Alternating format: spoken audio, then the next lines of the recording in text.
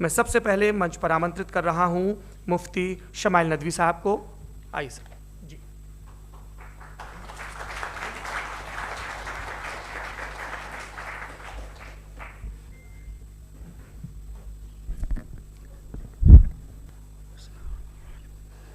तमाम तारीफ़ें उस क्रिएटर के लिए जिसने इस यूनिवर्स को एक मकसद के तहत पैदा किया है।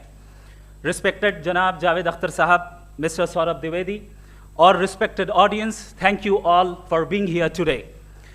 आज की डिबेट में चूंकि हम बात करने वाले हैं डज गॉड एग्जिस्ट के टॉपिक पर, तो ये एक ऐसा टॉपिक है जिसके मुताल्लिक कोई भी डिसीजन लेने के लिए अलग अलग स्टैंडर्ड्स हो सकते हैं। लिहाजा डिबेट के शुरू में ये ज़रूरी है कि हम ये जान लें कि आज के इस टॉपिक में कौन सा स्टैंडर्ड सही होगा और कौन सा गलत होगा। सबसे पहला स्टैंडर्ड जिसे मैं समझता हूं कि हमारे रिस्पेक्टेड जनाब जावेद अख्तर साहब बड़ी तेज़ी के साथ उसकी तरफ लपकेंगे, वो है साइंस।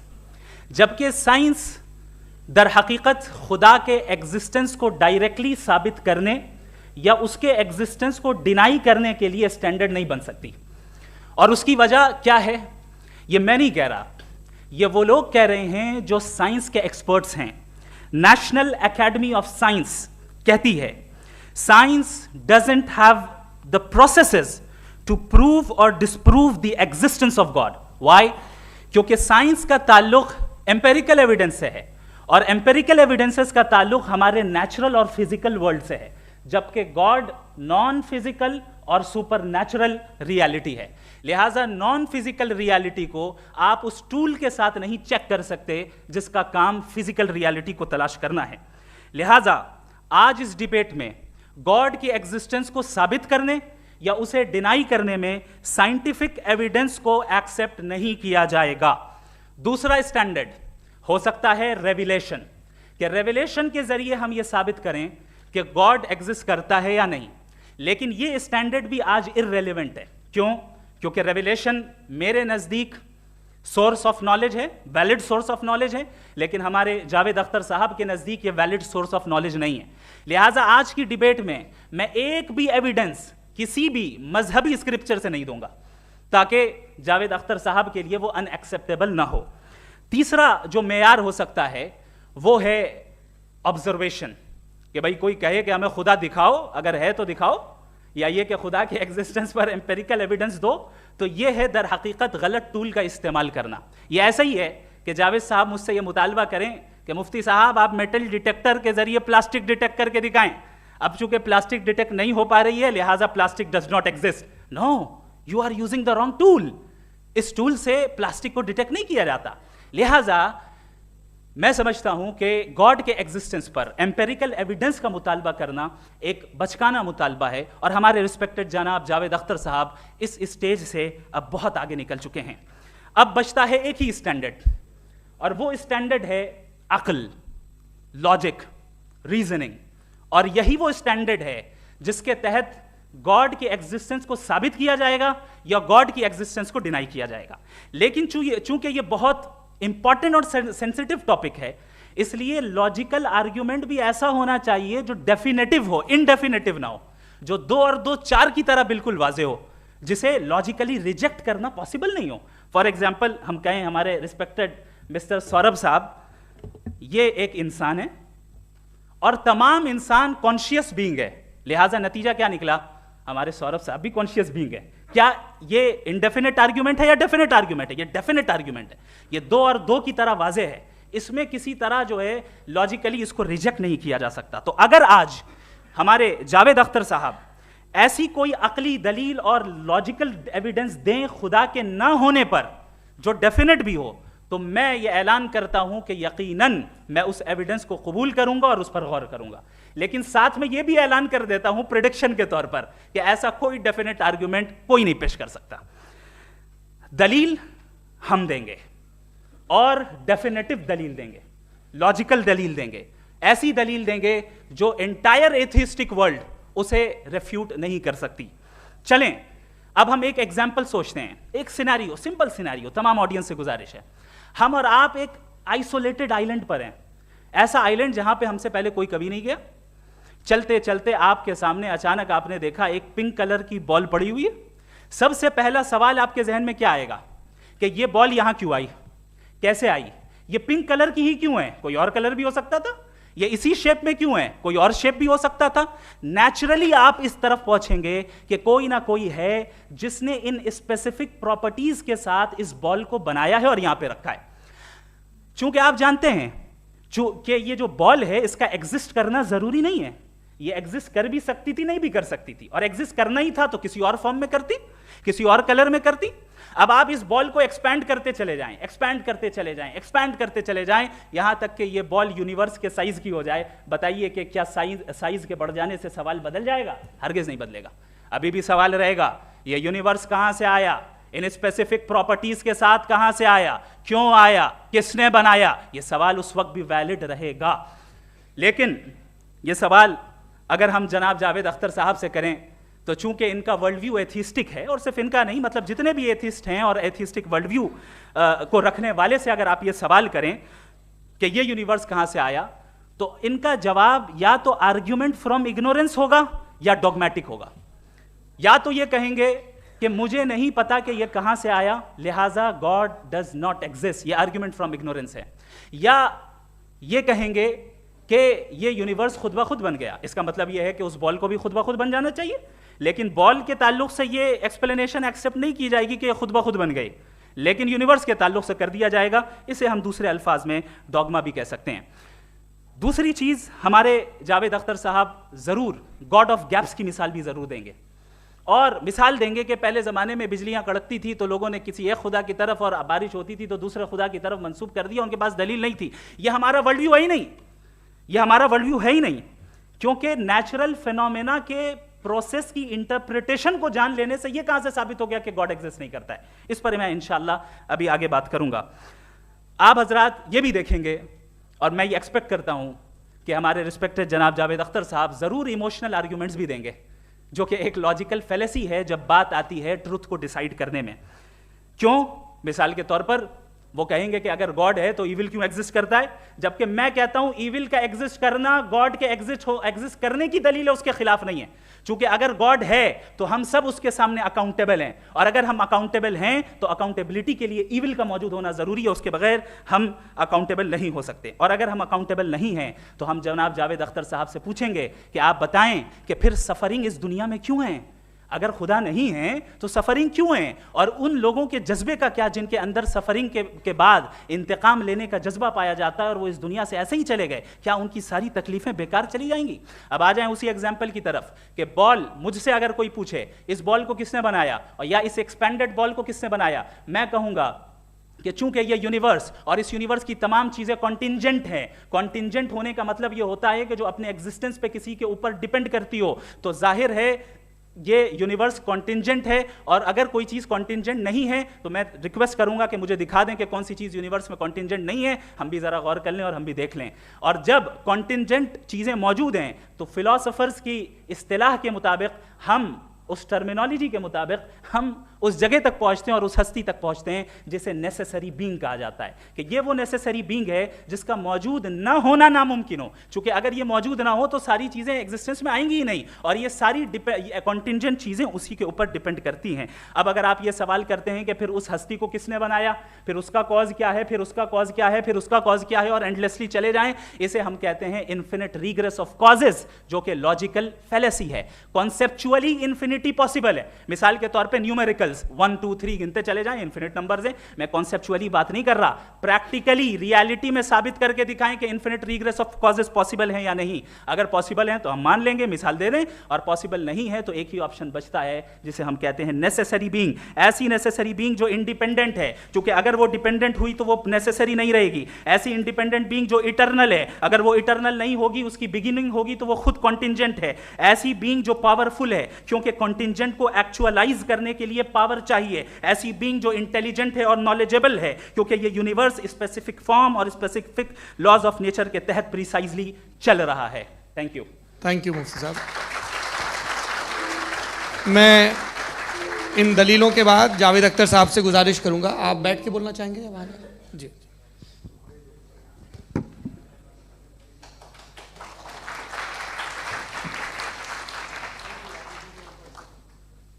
पहले तो मैं मुफ्ती साहब को एक अच्छी खबर देना चाहूँगा कि मेरी नॉलेज साइंस के बारे में बड़ी मामूली है, तो आप फिक्र न करें उसकी, लेकिन कुछ कॉमन सेंस है मुझ में। देखिए, ये खुदा का तस्वुर कोई नया तस्वुर नहीं है, ये सदियों से रहा है। ये कुछ रिलीजन 3000 साल पुराने होंगे, 4000 साल पुराने होंगे, लेकिन इंसान कोई 10,000 12,000 साल से एग्जिस्ट करता है होमो सेपियन की शक्ल में, और हमेशा कुछ ना कुछ मज़हब रहे। ये मज़हब जाहिलों के नहीं थे, ये मज़हब एक ऐसी ग्रीक सोसाइटी के थे जहाँ बड़े बड़े फिलोसफर पैदा हुए।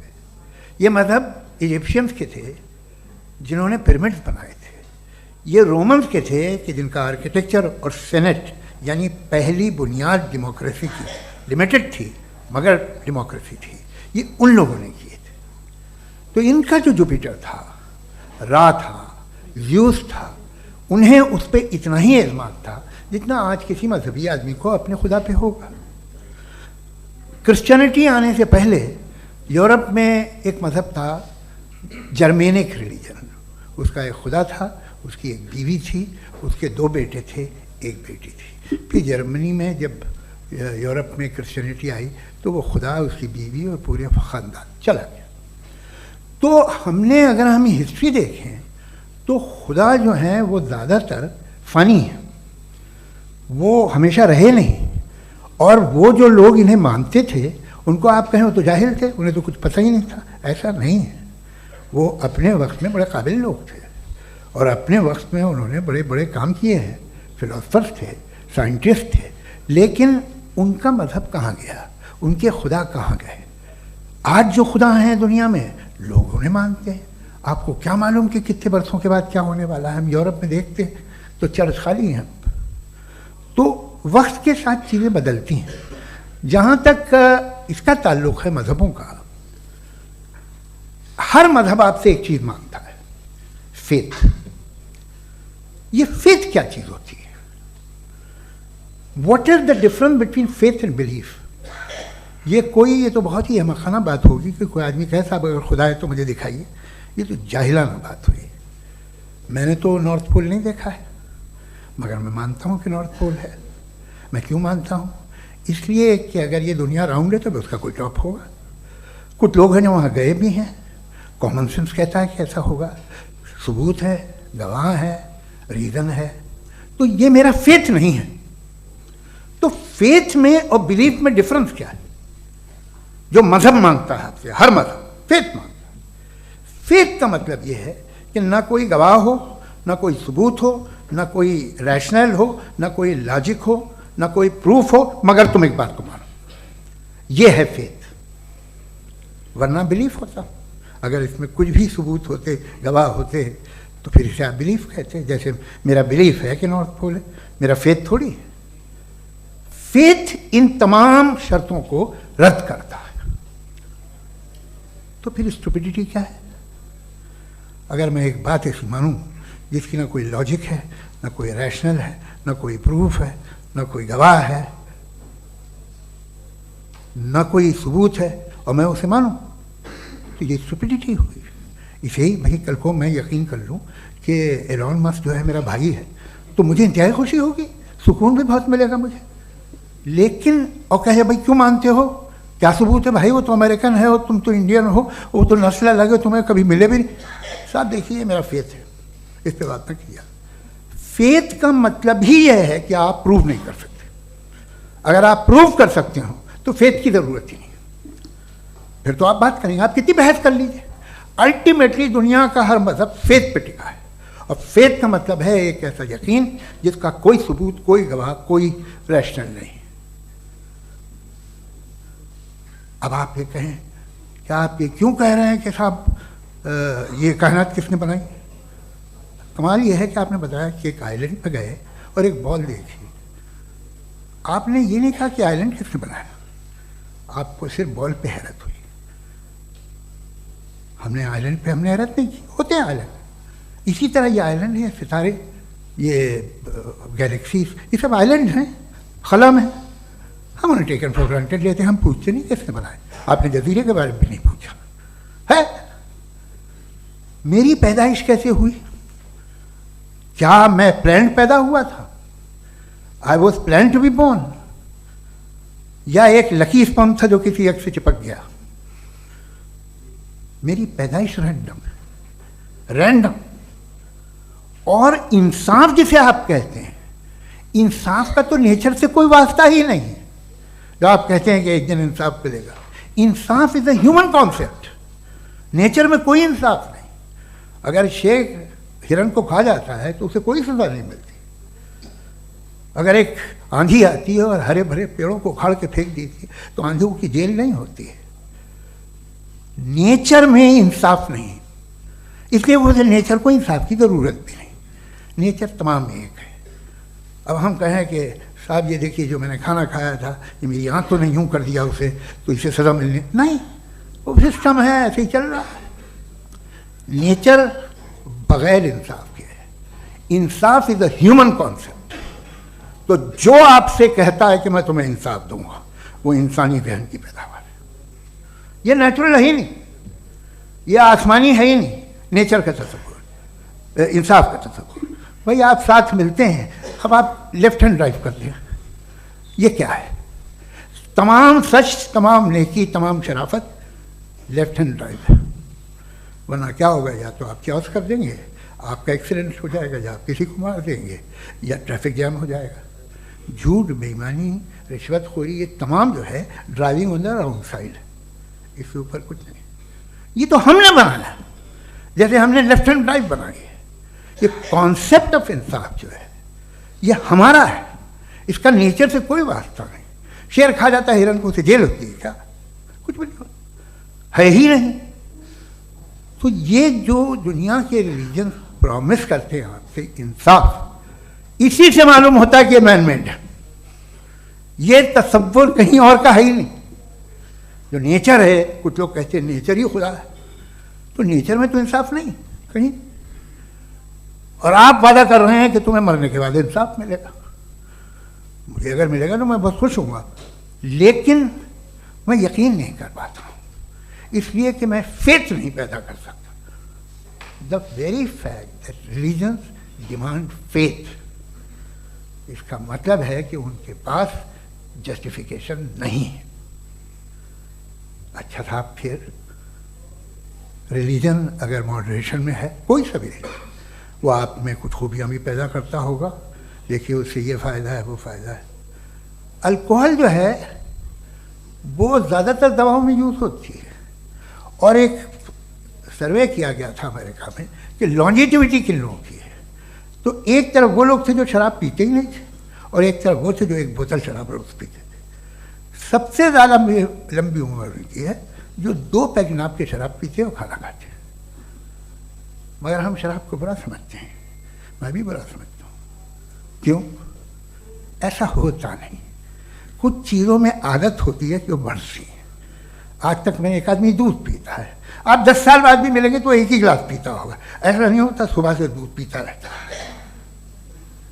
मिल्कोहलिक मैंने नहीं देखे, अल्कोहलिक होते हैं। ये टेंडेंसी है मजहब की कि वो बढ़ता है, जैसे कैंसर बढ़ता है, जैसे शराब बढ़ती है।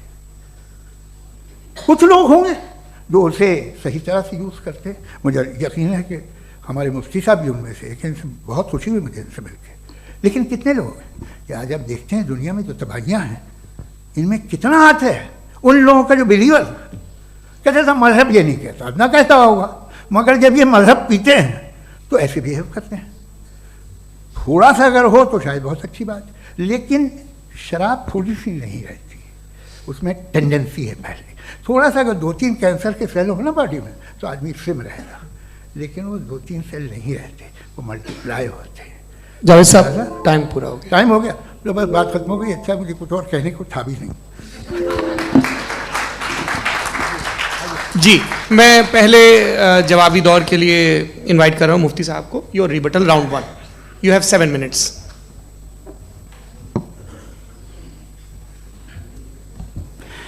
Thank you very much Javed साहब। आपकी बात को सुनकर बड़े महजूज हुए हम लोग। महजूज, do you understand? We enjoyed. Okay, अब थोड़ा सा लॉजिकली उसको हम लोग देखते हैं। दरअसल हम लोगों ने कल गुजारिश की थी मुफ्ती साहब से भी, जावेद साहब से भी, कि हिंदुस्तानी ज़बान आम फहम सबको समझ में आ जाए और जहाँ कहीं आप मुश्किल शब्द इस्तेमाल करें वहाँ बताते भी चलें। Thank you. तो सबसे पहले हमारे रिस्पेक्टेड जावेद साहब ने हवाला दिया कि खुदा फ़ानी है, कितने मजहब आगे चले गए, किसी ने जुपिटर को खुदा माना, किसी ने किसी को माना। मैं कहता हूँ जिसने कॉन्टिंजेंट चीज़ को खुदा माना, गलत माना, वो खुदा ही नहीं, वो खुदा ही नहीं है। हम तो नेसेसरी बीइंग को साबित करने बैठे हैं, वो नेसेसरी कॉज जो इटरनल है, जो अबदी भी है और अजली भी है, हम किसी और को साबित करने नहीं बैठे। दूसरी चीज उन्होंने कहा कि फेथ एंड बिलीफ, ये एक ऐसी डेफिनेशन है फेथ की जो इन्होंने पहली मर्तबा पेश की है, या माफ कीजिएगा इन्होंने पहली मर्तबा पेश नहीं की है, रिचर्ड डॉकिंस ने पहली मर्तबा पेश की है। मुझे मालूम है ये सोर्स कहां से है। एपिस्टेमोलॉजिकली फेथ और बिलीफ का फर्क आप इस तरह नहीं कर सकते सर। फेथ सही भी होता है, गलत भी होता है, बिलीफ सही भी होता है, गलत भी होता है।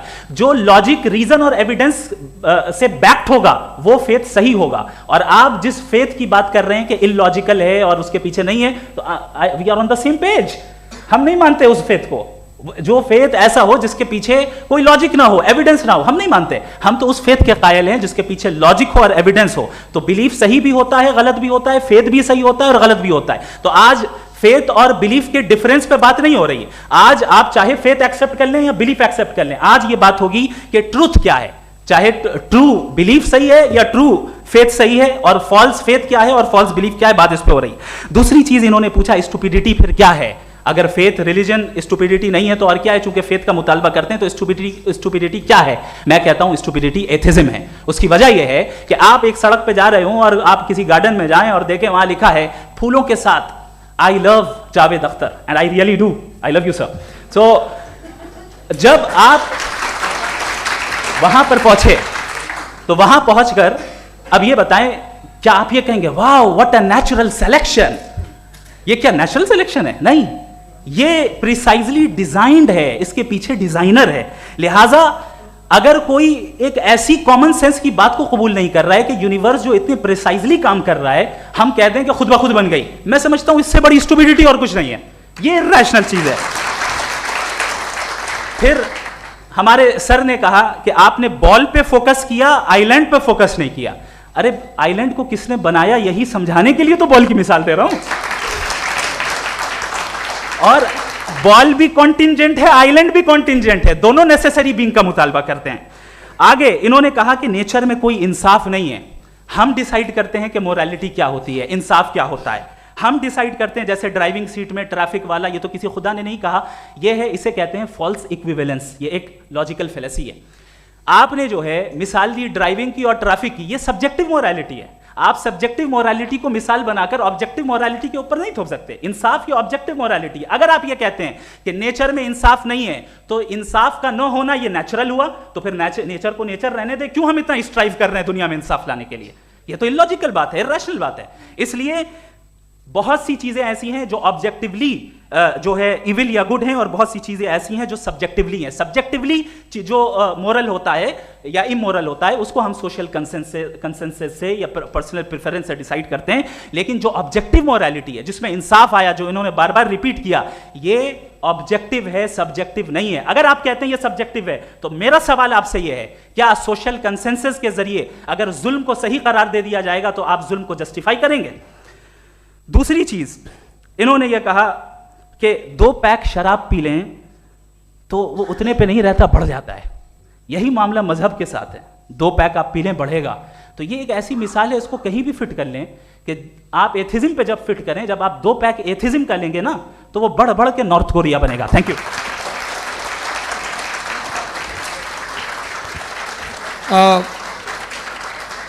फर्स्ट राउंड की रिबटल के लिए मैं जावेद साहब को इनवाइट कर रहा हूं। आपके पास 7 मिनट का वक्त है, रीसेट कर दीजिएगा प्लीज। मुझे इस बात की खुशी है कि मुफ्ती साहब ने भी मान लिया कि नेचर में कोई इंसाफ नहीं है। तो कोई भी चीज़ जो इंसान ने नहीं बनाई है उसमें इंसाफ नहीं होता है। एक बात मैं आपसे अर्ज़ करूँ, ज़रा पता लगा लीजिएगा, ये जो आप बाग में जाते हैं बेहद खूबसूरत फूल देखते हैं ना, इनमें से कोई नेचुरल नहीं है। ये सारे फूल क्रॉस करके बनाए गए हैं। जो जंगल में फूल होते हैं नहायत मामूली होते हैं, ये फूल इंसानों ने बनाए हैं। जो आप बाग में देख के वाह वाह कहते हैं, ये इंसानों के बनाए हुए हैं, डिफरेंट फूलों को क्रॉस करके, डेवलप करके, फिर क्रॉस करके इस तरह से बनाए गए नेचुरल फ्लावर नहीं। किसी जंगल वीरान में जाके आप गुलाब के फूल नहीं देखेंगे, इसे बनाए हुए इंसान ने, बहुत से काम इंसान ने किए हैं। बाकी है कि आपने मेरी एक बात का जवाब नहीं दिया, जिससे मुझे शिकायत है कि फेथ क्या है और आप फेथ मांगते क्यों हैं मुझसे? आप तो लॉजिकल हैं, आपके पास तो सारे रैशनल्स हैं, आपके पास सारे सबूत हैं, तो आपको फेथ की डिमांड क्यों करते हैं कि भाई तुम सरेंडर कर दो और सवाल मत करो? कोई मजहब सारे सवाल करने की इजाजत नहीं देता है और मना करता है कि ज़्यादा सवाल ना करो, बह जाओगे तुम। आप क्यों रोकते हैं? हकीकत यह है कि इंसानी तारीख क्या है। इंसानी तारीख ये है कि दुनिया में दो तरह के लोग हुए हैं, एक वो जिन्होंने अपनी लाइल्मी की परस्तिश की है, दूसरे वो जिन्होंने अपनी इग्नोरेंस या लाइल्मी से झगड़ा किया है और मालूम किया है कि क्या है। ये जो आप कह रहे हैं, आज आप हैरान हैं कि भाई ये यूनिवर्स कैसे बनी। लोग हैरान थे कि सूरज डूबता है तो इधर से कैसे निकलता, और आप एक कदम जाके हमेशा का मानने को तैयार है, एक कदम पीछे ही मान जाइए। भाई आप इसके बाद जाते हो, कहते सवाल ना करना कि ये कहाँ से आया, ये पावर तो हमेशा से हमेशा रहेगी, तो आप यूनिवर्स के बारे में मानने में क्या तकलीफ है? एक कदम पहले रुक जाइए, ये हमेशा से थी या नहीं थी हमें मालूम नहीं है। और ये कहना कि हमें मालूम नहीं है, कमाल ये है कि दुनिया के सारे मजहब सब जानते हैं ये दुनिया कैसे बनी थी, कैसे मिटेगी, मरने के बाद क्या होगा, इनको सब इल्म है। इनको किसी को डायनासोर होते थे पहले ये नहीं पता था, किसी को नहीं पता। किसी भी दुनिया की मजहबी किताब में डायनासोर का जिक्र नहीं है, लेकिन बाकी सब बातें, how to make universe in 4 easy lessons and बाकी सब पता है। जिसको सब पता है वो गड़बड़ है। हम में ये इंकिसार, ये ह्यूमिलिटी होनी चाहिए कि हम ये कहें कि हमें ये बहुत सारी बातें नहीं मालूम, लेकिन हम उनकी परस्तिश न करना, अपनी लाइल्मी को की परस्तिश न करें, हम उसे पता लगाने की कोशिश करें। जिस दुनिया में आप बैठे हैं सर, ये हॉल जो है, ये इलेक्ट्रिसिटी जो है, ये माइक जो है, जिस हवाई जहाज से आप आए थे, वो जिस कार से आप यहाँ आए हैं, ये सब उन लोगों की बनाई हुई है जिन्होंने सवाल किए थे। ये दुनिया जिसमें आप आज आराम से हैं, ये उन लोगों की बनाई है कि जिन्होंने सवाल किए थे, और हर स्टेज पे इन सवालों को मकरूह कहा गया था, गलत कहा गया था। आप जरा तारीख पढ़िए, एक बड़ी दिलचस्प किताब है बर्ट्रैंड रसेल की, जिसमें उसने रिलीजन एंड साइंस कि कब से रिलीजन जो है साइंस के अगेंस्ट है, और हद तो यह है कि भाप के इंजन के खिलाफ थे, स्टीम इंजन के भी खिलाफ थे, और फतवे हुए उन पर, वेटिकन ने दिए।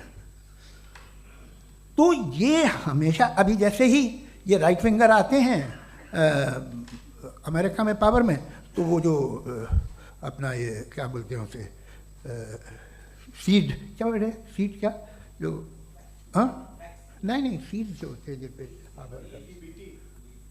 जी, नहीं भाई, वो जो ह्यूमन बॉडी के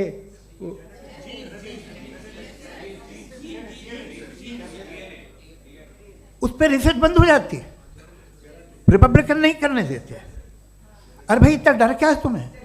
एक ज़माने में बहुत नाराज़ थे ये सारे मजहबी लोग कि ये इंसान तो इंसान बनाने की कोशिश कर रहा है। आपको क्या तकलीफ भाई, बना ले तो बना लेने दो, ये खौफ क्या है?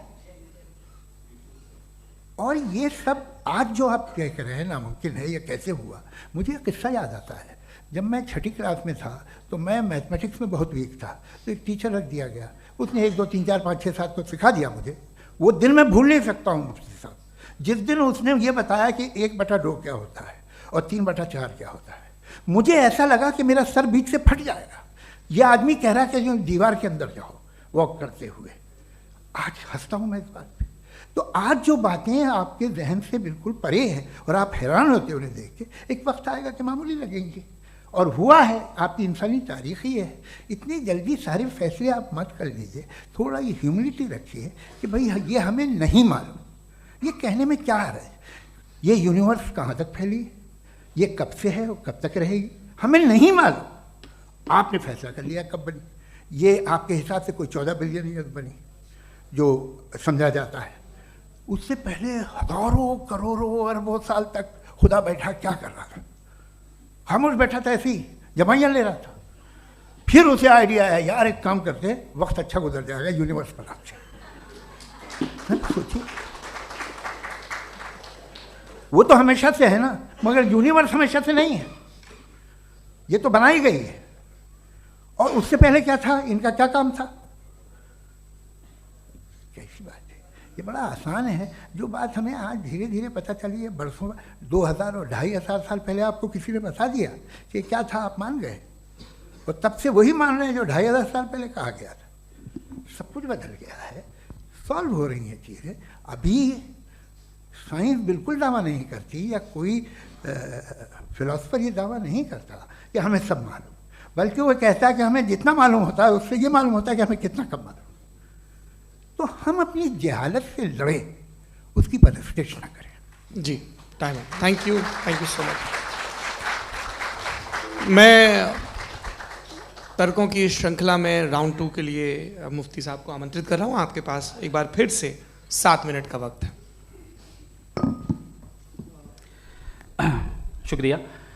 जनाब जावेद अख्तर साहब कई मर्तबा दोहरा रहे हैं कि फेथ का मतलब बताइए, फेथ का मतलब बताइए। मैंने बता दिया, फेथ सही भी होता है, गलत भी होता है। और आज हम फेथ पे बात नहीं कर रहे, हम ट्रुथ और डज गॉड एग्जिस्ट पे बात कर रहे हैं।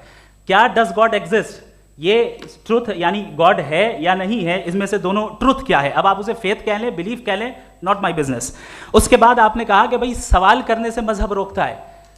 मैं कहता हूं जो रोकता है वो रोकता होगा, मैं नहीं रोकता, बल्कि सवाल करें, सवाल करना चाहिए। सवाल कर करके तो हम आगे बढ़ते हैं, तरक्की करते हैं, और इसीलिए मैं आज यहाँ पे आया हूँ। लेकिन सवाल सिर्फ खुदा से नहीं होगा, आपसे भी होगा। सवाल एथिज्म से भी होगा, सवाल सिर्फ मजहब से नहीं होगा, सबसे होगा। और आज मैं सवाल करूंगा और उम्मीद है कि आप जवाब देंगे। अभी तक आपने वैसे कॉन्टिंजेंसी आर्गुमेंट का कोई जवाब नहीं दिया है। चलें, आपने कहा यूनिवर्स के बारे में इटर्नल क्यों नहीं बोल देते। ये चूंकि लॉजिकली पॉसिबल ही नहीं है कि यूनिवर्स इटर्नल हो। यूनिवर्स एक कॉन्टिंजेंट चीज है जो टाइम एंड स्पेस के पाबंद है, टाइम एंड स्पेस से बाउंड है। जो टाइम एंड स्पेस से बाउंड होगा वो कॉन्टिंजेंट होगा, जो कॉन्टिंजेंट होगा वो उसकी बिगिनिंग हुई होगी, जिसकी बिगिनिंग हुई होगी वो इटर्नल नहीं हो सकता। ये तो कॉमन सी बात है। आपने कहा कि किसी मजहबी किताब में डायनासोर का जिक्र नहीं है। अफसोस कि आज तक किसी मैथमेटिक्स की किताब में मुझे डायनासोर का जिक्र नहीं मिला। तो इसका मतलब मैथमेटिक्स की किताब बेकार है? नहीं, उसका वो टॉपिक नहीं है। रेवलेशन का और मजहबी किताबों का टॉपिक ये नहीं है कि आपको आके बताए साइकिल कैसे बनाते हैं, या आकर ये बताएं कि जो है डायनासोर कब था। वो तो मोरालिटी सिखाने आया है, गॉड के बारे में बताने आया, नॉन फिजिकल रियलिटी की हकीकत को सिखाने के लिए आया। रिलीजियन साइंस को रोकता है? नहीं रोकता। अगर रोकता है तो गलत करता है। रिलीजियन साइंटिज्म को रोकता है, जिसमें हमारे जावेद साहब मुब्तला हैं। साइंस और साइंटिज्म में फर्क है। साइंटिज्म यह है कि आप समझें कि साइंस और साइंटिफिक मेथोडोलॉजी ये नॉलेज को हासिल करने का वाहिद सोर्स ऑफ नॉलेज है। यह है साइंटिज्म। हम इसे रिजेक्ट करते हैं। हम साइंस को तो तरक्की करते हैं, भाई आप हमारी पूरी तारीख कर लें, पढ़ लें तो आपको पता चल जाएगा। बहरहाल ये अलग टॉपिक है। उसके बाद इन्होंने एक लफ्ज कहा, वेटिकन ने फतवा दिया। वेटिकन का फतवे से कोई ताल्लुक नहीं है, दोनों कॉन्ट्राडिक्टरी अल्फाज हैं। उसके बाद उन्होंने कहा कि भाई हमें नहीं मालूम। अगर नहीं मालूम तो क्लियरली कह देना कि नहीं मालूम है, इसमें क्या हर्ज है। तो वही तो मैं कह रहा हूं ना कि आप कह दें कि नहीं मालूम, लेकिन क्लेम क्यों कर रहे हैं कि गॉड एग्जिस्ट नहीं कर रहा है।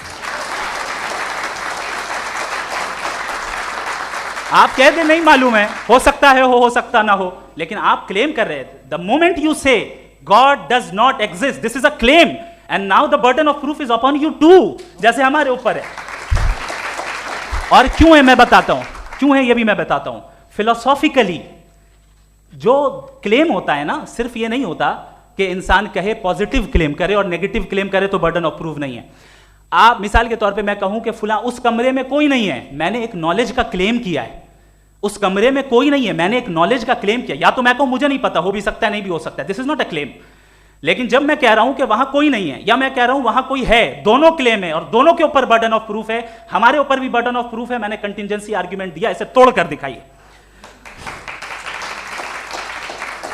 आखिरी चीज, इन्होंने कहा कि खुदा दुनिया बनाने से पहले 150 साल पहले या करोड़ों साल पहले क्या कर रहा था। अरे हजरत,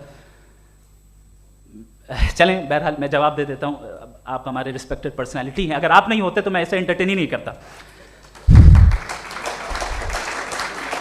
टाइम, ये 100 साल पहले या 100 साल बाद, पहले बाद में अभी, ये वो अल्फाज हैं जिनका ताल्लुक टाइम से है। टाइम शुरू ही हुआ है यूनिवर्स की बिगिनिंग के बाद, तो उसके पहले खुदा क्या कर रहा था? सवाल इलॉजिकल है, ये फेलेसी है। यानी आप ये कह रहे हैं कि यूनिवर्स के बनने से पहले खुदा क्या कर रहा था? टाइम के बनने से पहले, पहले का ताल्लुक टाइम से, टाइम उस वक्त था ही नहीं, तो ये सवाल ही इनवैलिड है खुदा के ताल्लुक से। दूसरी चीज, आर्ग्यूमेंट ऑफ कंटिंजेंसी जो मैंने आपके सामने पेश की है, आपने बार बार ये प्रूफ किया और ये कह रहे हैं कि गॉड ऑफ गैप्स। देखिए, पहले नहीं मालूम था, साइंस ने कर दिया। सिंपल की मिसाल से मैं समझा देता हूं। जिस गैप्स की आप बात कर रहे हैं ना, साइंस उन गैप्स को जिन चीज के जरिए भी प्रूव करेगा वो कॉन्टिंजेंट ही होगा, अब चाहे वो फोर्स हो, मैटर हो या एनर्जी हो। लिहाजा सवाल हमारा उस वक्त भी वैलिड होगा जब तक कि आप नेसेसरी बीइंग पे ना आ जाएं, और इन्फिनिट रिगरेस पॉसिबल नहीं है of causes in practical world, तो जाहिर है कहीं रुकना पड़ेगा, जहां रुकेंगे वही खुदा है। दूसरी चीज, आपने ये कहा, क्या कह रहा था मैं किस पॉइंट को? What? Oh no, after that, just now. हाँ, जहां रुकेंगे वही खुदा है। बहरहाल, तो टाइम का जिक्र हो गया, गॉड ऑफ गैप, सॉरी, या इसकी एक मिसाल आप ले लें। एक कार है, एक साहब ने देखा कि भाई कार जो है उसके व्हील्स कितने अच्छे लगे हुए हैं सही जगह पे, स्टीयरिंग जो है कितने अच्छे जगह पे लगी हुई है, और सीट्स कितने वेल डिजाइंड है, कितनी प्रिसाइजली ये कार काम कर रही है, तो जरूर कोई ना कोई इसे क्रिएट किया है, किसी ने क्रिएट किया है। अब जावेद साहब आए और कहे, अरे जनाब बोनेट खोलिए, इसमें इंजन है, इंजन इस कार को चला रहा है, hence prove no one has created the car. This is illogical, this is irrational. आपने इंजन के जरिए उस गैप को तो साबित किया, लेकिन क्या उससे कार की जो क्रिएशन है और उसका जो क्रिएटर है ये इंपॉसिबल हो जाए? ऐसा पॉसिबल है? उसका सवाल खत्म हो जाए, ऐसा पॉसिबल है? नहीं। आपने गैप्स को फिल करके, कॉन्टिंजेंट चीजों से गैप्स को फिल करके हमारे ऑब्जर्वेशन को और ब्रॉड कर दिया। अब हमें और पता चल गया कि ये जो कार है इसका सिस्टम कितना ज्यादा कॉम्प्लेक्स है। पहले कम समझते थे, अब कॉम्प्लेक्सिटी और ज्यादा वाजे हो गई। अब हमें समझ में आ रहा है कि हमारी सर्टेनिटी और बढ़ गई कि जरूर इस कार को किसी ना किसी ने बनाया। यही मामला यूनिवर्स का है। साइंस हमेशा फिजिकल वर्ल्ड की चीजों को ही फिल करती जाएगी और फिजिकल चीजों से ही करती जाएगी, चूंकि एम्पेरिकल एविडेंस का ताल्लुक फिजिकल वर्ल्ड से है। आप साइंस के जरिए मेटाफिजिकल रियलिटी को कभी साबित नहीं कर सकते। ये रॉन्ग टूल का इस्तेमाल करना है। ये वही काम है कि आप मेटल डिटेक्टर से प्लास्टिक डिटेक्टर करने चलें, जो कि जाहिर है सही नहीं है। Thank you.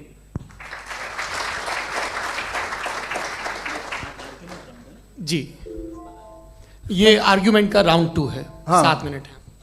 पहले तो मैं आपसे अर्ज करूं कि आपने कहा कि जब कायनात ही नहीं थी तो वक्त भी नहीं था, कुछ भी नहीं था। कैसे नहीं था? खुदा था, एक एग्जिस्टेंस तो था ना खुदा का। तो जब खुदा था तो वक्त भी होगा। ऐसा नहीं है कि कुछ भी नहीं था, खुदा था। अच्छा, बाकी एक आपने कहा साहब आप साबित कीजिए, आपके पास भी लॉजिक है या मेरे पास भी लॉजिक है। आप मेरा जिम्मेदारी नहीं है साबित करना कि खुदा है। बर्टन रसल ने एक बड़ी अच्छी बात कही। बर्टन रसल ने एक बड़ी अच्छी बात कही है। मैं आपसे अगर ये दावा करूं कि एक चाय की केतली मरीख के चारों तरफ घूम रही है, मार्स के चारों तरफ, तो यह आपका काम नहीं है कि आप साबित करें कि कोई चाय की केतली नहीं है। ये मेरा काम है, मैंने दावा किया है। ये दावा तो मजहबी लोग करते हैं कि खुदा है। मैं क्यों साबित करूं कि नहीं है? जब तक आप मुझे कन्विंस नहीं कर देंगे मैं नहीं मानूंगा। आपकी जिम्मेदारी है, मेरी जिम्मेदारी नहीं है। दोयम ये कि ये जो आप कह रहे हैं, जो गैप्स हैं, ये गैप जब जब किसी मजहब को चैलेंज करते हैं, जब ऐसा कोई बात आती है तो हंगामा हो जाता है कि जब वो चैलेंज करें किसी फेथ को। ये तमाम साइंस जो है इसे मुख्तलिफ जगहों पे मुख्तलिफ वक्तों में मज़हब ने रोकने की कोशिश की है। ये किताब है religion and science, Burton Russell की, पढ़िएगा, अच्छी लगेगी आपको। तारीख़ ही है साइंस, मज़हब की साइंस से उसका यही रिश्ता है। अच्छा, अब ये हम सोचें कि बहरहाल ये वजूद जो है मज़हब और ये बिलीव इन गॉड इंसान को बेहतर बना देता है। तो एक काम कीजिए, हिंदुस्तान वर्ल्ड का नक्शा लीजिए और मार्क कीजिए कि रिलीजन कहाँ कहाँ ज़्यादा है, कहाँ कहाँ, चाहे वो लैटिन अमेरिका हो या मिडल ईस्ट हो या फार ईस्ट हो या हिंदुस्तान के वो इलाके जहाँ मजहबियत ज़्यादा है। रख दीजिए नक्शा अलग। अब दूसरा नक्शा कि कहाँ कहाँ नाइंसाफ़ी, रिप्रेशन औरतों के हुकूक की पामाली, जुल्म, डिक्टेटरशिप कहाँ है? नक्शा एक ही होगा। तो आप मुझे बताएं कि जो इसका तरकीब इस्तेमाल क्या है? खुदा का तरकीब इस्तेमाल तो बताइए। आप छोटी सी दवा सड़क पे बेचते हैं, उसकी भी तरकीब इस्तेमाल बताते हैं। इसके इस्तेमाल से तो फ़ायदे नहीं हुआ किसी को। जो सारे के सारे ख़राब मुल्क हैं, ख़राब समाज है, वो सारे जुल्म खुदा के नाम पे करते हैं। वो गलत करते हैं, सही करते हैं, मुझे क्या लेना देना उससे? इस्तेमाल से मालूम होता ना। एक विस्की की बोतल कभी शायद देखी हो आपने, लाल रंग की होती है, उस पर रोशनी और छपड़ा इंतहाई खूबसूरत लगती है, क्या बिगाड़ रही है किसी का? उसका इस्तेमाल गलत है, इसलिए आप उसे नापसंद करते हैं। इसका इस्तेमाल गलत है, इस तसव्वुर का इस्तेमाल ही गलत है और हमेशा से गलत हुआ है। आप देख लीजिए, इंसानी तारीख देख लीजिए, आज देख लीजिए, हिंदुस्तान देखिए, दुनिया देख लीजिए, क्या हो रहा है। इसे कैसे इस्तेमाल कर रहे हैं? फेथ वाले लोग क्या फेयर हैं, जस्ट हैं, जो अपने खुदाओं पे यकीन रखते हैं? वो किस तरह के लोग हैं? वो लोगों को इंसाफ देते हैं, वो बेहतर इंसान बने। तो इस दवा का फ़ायदा क्या है? चलो बहुत फ़ायदा हो रहा तो मैं इस्तेमाल कर लूँगा, मुझे तो इस दवा का कोई फ़ायदा दिखता ही नहीं। मुझे तो ऐसा लगता, मैं एक और बात बताऊँ, अगर कोई आदमी मजहबी है और अच्छा आदमी है तो मैं उसकी बहुत इज्जत करता हूँ, इसलिए कि मेरा ख्याल है मजहबी आदमी का अच्छा होना मुझसे अच्छा होने से ज़्यादा मुश्किल है।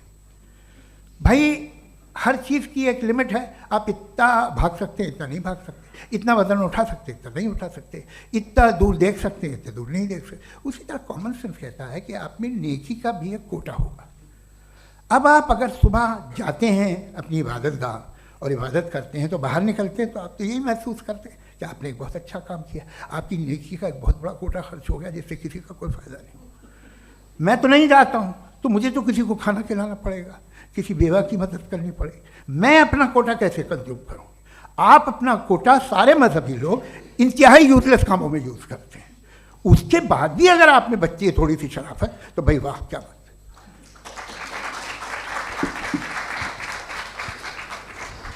एक तो मुझे ये बात बहुत अच्छी लग रही है कि दोनों ही विद्वान समय को मानते हैं और बहुत समय से अपनी दलीलें और बाज़ दफ़ा समय से पहले अपनी तकरीरें पूरी करके अपनी अपनी कुर्सी पर बैठ रहे हैं। ये इस आर्ग्यूमेंट का राउंड 2 पूरा हुआ। अब रिबटल का राउंड 2 है और उसके बाद क्रॉस एग्जामिनेशन होगा। नहीं, आपका आर्ग्यूमेंट हो गया सर। हमारे यहाँ स्कूल के सिलेबस में पंच परमेश्वर कहानी पढ़ाई जाती है, प्रेमचंद जी की लिखी हुई। आप निश्चिंत रहिए, आपके कोई राउंड में मिस नहीं होने दूंगा। रिबटल का राउंड 2, मुफ्ती शमाइल नदवी साहब।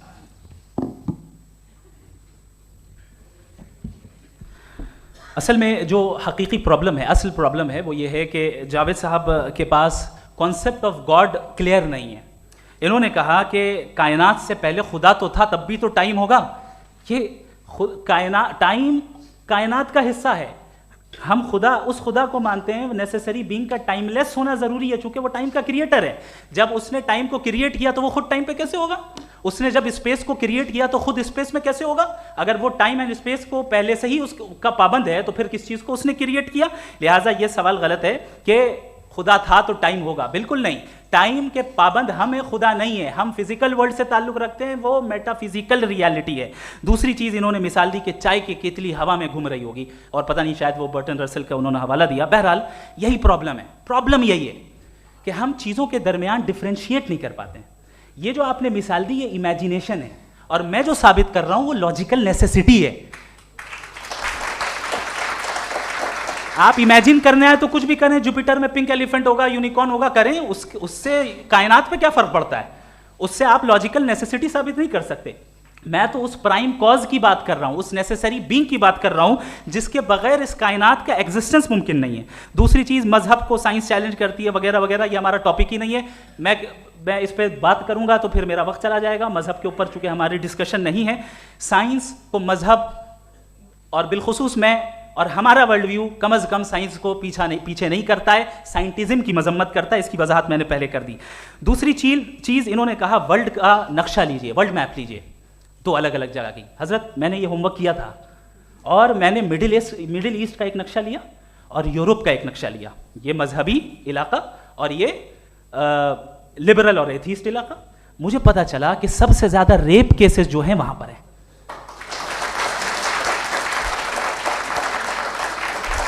मुझे ये पता चला यूएन की रिपोर्ट के मुताबिक, मैं ये अपने घर से नहीं लेके आ रहा, कि जो वर्किंग वुमेन है यूरोपियन कंट्रीज में, उसमें 81% वुमेन सेक्सुअल हैरेसमेंट का वर्क में शुमार हो रही है। ये मिडिल ईस्ट में नहीं हो रहा है, वो मजहबी लोग हैं इसलिए नहीं हो रहा है।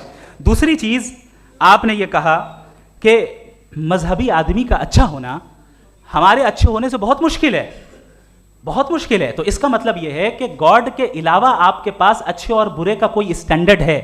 मैं चाहूंगा कि कन्वर्सेशनल स्टाइल वाले डिस्कशन और सेगमेंट पे इसी पे बात कर लेते हैं। Thank you very much.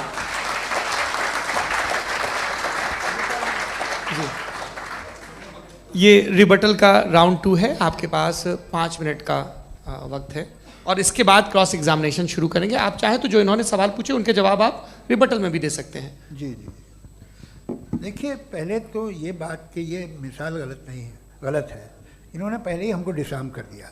पहले अकल से मामला सॉल्व नहीं हो सकता, लॉजिक से आप पहुंच नहीं सकते। ये एक मेटाफिजिकल चीज़ है। मेटाफिजिकल अजीब सा लफ्ज़ है, ठीक से किसी को माने नहीं मालूम इसके, तो ऐसा लगता है कुछ बड़ी चीज़ है।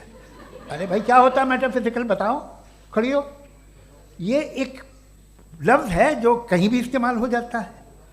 जब आप एक बात कर रहे हैं और आप मुझसे बहस कर रहे हैं तो मुझे मेटाफिजिकल मत बताइए, आप लॉजिकली मुझे प्रूफ किए। और अगर लॉजिकली आप नहीं बात करते साहब ये मेटाफिजिकल है, तो फिर हम आप बात क्या कर रहे हैं? मेरा आपका किस ज़बान में कॉन्वर्सेशन होगा? और ये कहना कि वक्त पहले नहीं था तो फिर क्यों कहते हैं ये हमेशा से और हमेशा रहेगा? हमेशा वक्त है, तो आप कैसे कहते हैं वो हमेशा से है और हमेशा रहेगा? हमेशा का मतलब है कोई वक्त, अगर वक्त ही नहीं है तो हमेशा कैसे? बाहर वो रहेगा। अब मैं ये देखता हूँ, आपने कहा ना कि वहाँ रेप ज़्यादा होते हैं, तो हम एक बात देखते हैं कि दुनिया जिस पे वो कादर मुतलक है, जिसकी मर्ज़ी के बगैर पत्ता भी नहीं हिलता, ओमनीपोटेंट है, ये दुनिया चल कैसे रही है? और इस दुनिया का हाल क्या है? 45,000 बच्चे जो 10 साल की उम्र से कम थे वो गाजा में मरे। भूख से काला हांडी में बच्चे मरते हैं और डिप्थेरिया से मरते हैं। डिप्थेरिया अजीब मर्ज है, गले में जाली बनना शुरू होती है, बच्चा नीला हो जाता है, गरीब का बच्चा, इसलिए कि उपास इलाज में। ये कादर मुतलक है जो चाहे कर दे, इससे आप दुआएं मांगते हैं हमारी ये काम कर दे वो कर दे, तो इसका मतलब डे टू डे लाइफ में वो इंटरफेयर करता है और ये देख रहा है वो। अगर वो वाकई भी है फॉर डिस्कशन सेक, तो मैं जब दुनिया देखता हूँ तो मेरे दिल में उसके लिए कोई इज्जत नहीं पैदा होती। ये क्या कर रहे हो तुम पूरे ऑल पावरफुल हो, ओमनीपोटेंट हो, ओमनी प्रेजेंट हो। तुम तो वहाँ गादा में रहे होगे ना, तुम हर जगह हो। तुम देख रहे थे कि बच्चे की कैसे धज्जियाँ उड़ रही, तुम देख रहे थे और तुम चाहते हो मैं तुम्हारी परस्तिश करूँगा, तुम हो भी। अरे यार इससे अच्छे तो हमारे चीफ प्राइम मिनिस्टर हैं, कुछ तो ख्याल करते हैं। आप किसकी इबादत कर रहे हैं? अगर वो है भी, ये दुनिया नाइंसाफी से, जुल्म से, जबर से, तशद्दुद से भरी हुई। और आप ये मत कहिएगा कि वो देख रहा है और वो बताएगा एक दिन। अगर वो देख रहा है और इंटरफेयर नहीं करता तो आप दुआ क्यों मांगते? आप कहते हैं मेरा ये काम करा दे, इसके मतलब है वो दखल दे सकता है, वो आपको नौकरी दिलवा सकता है, भले दूसरे आदमी को ना मिले, मगर आपका काम कर देगा चूंकि आपने दुआ मांगी है। तो जब वो आपको नौकरी दिला सकता है, लड़की की शादी कर सकता है, बेटे को ग्रीन कार्ड दिलवा सकता है, तो कम से कम ये जो मर रहे हैं बच्चे इनको रोक दे, कुछ तो करे। मुझे तो दुनिया में, इस दुनिया का कोई मालिक है, इसका ओमनीपोटेंट कोई रूलर है और ये दुनिया ऐसी चल रही है। मैं तो चाहूँगा कि भाई ना हो, अगर हो तो बड़ी शर्मिंदगी की बात है। शुक्रिया।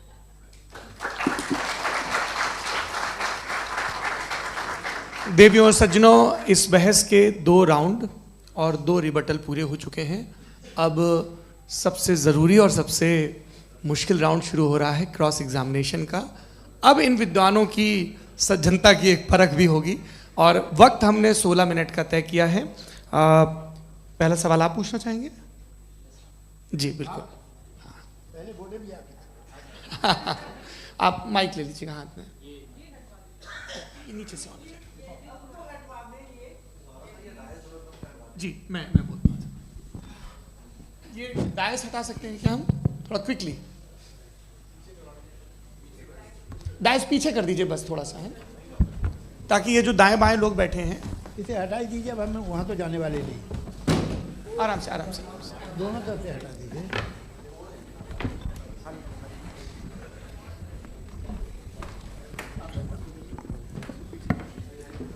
इस बीच आप लोग भी अपने अपने सवाल तैयार कर लें।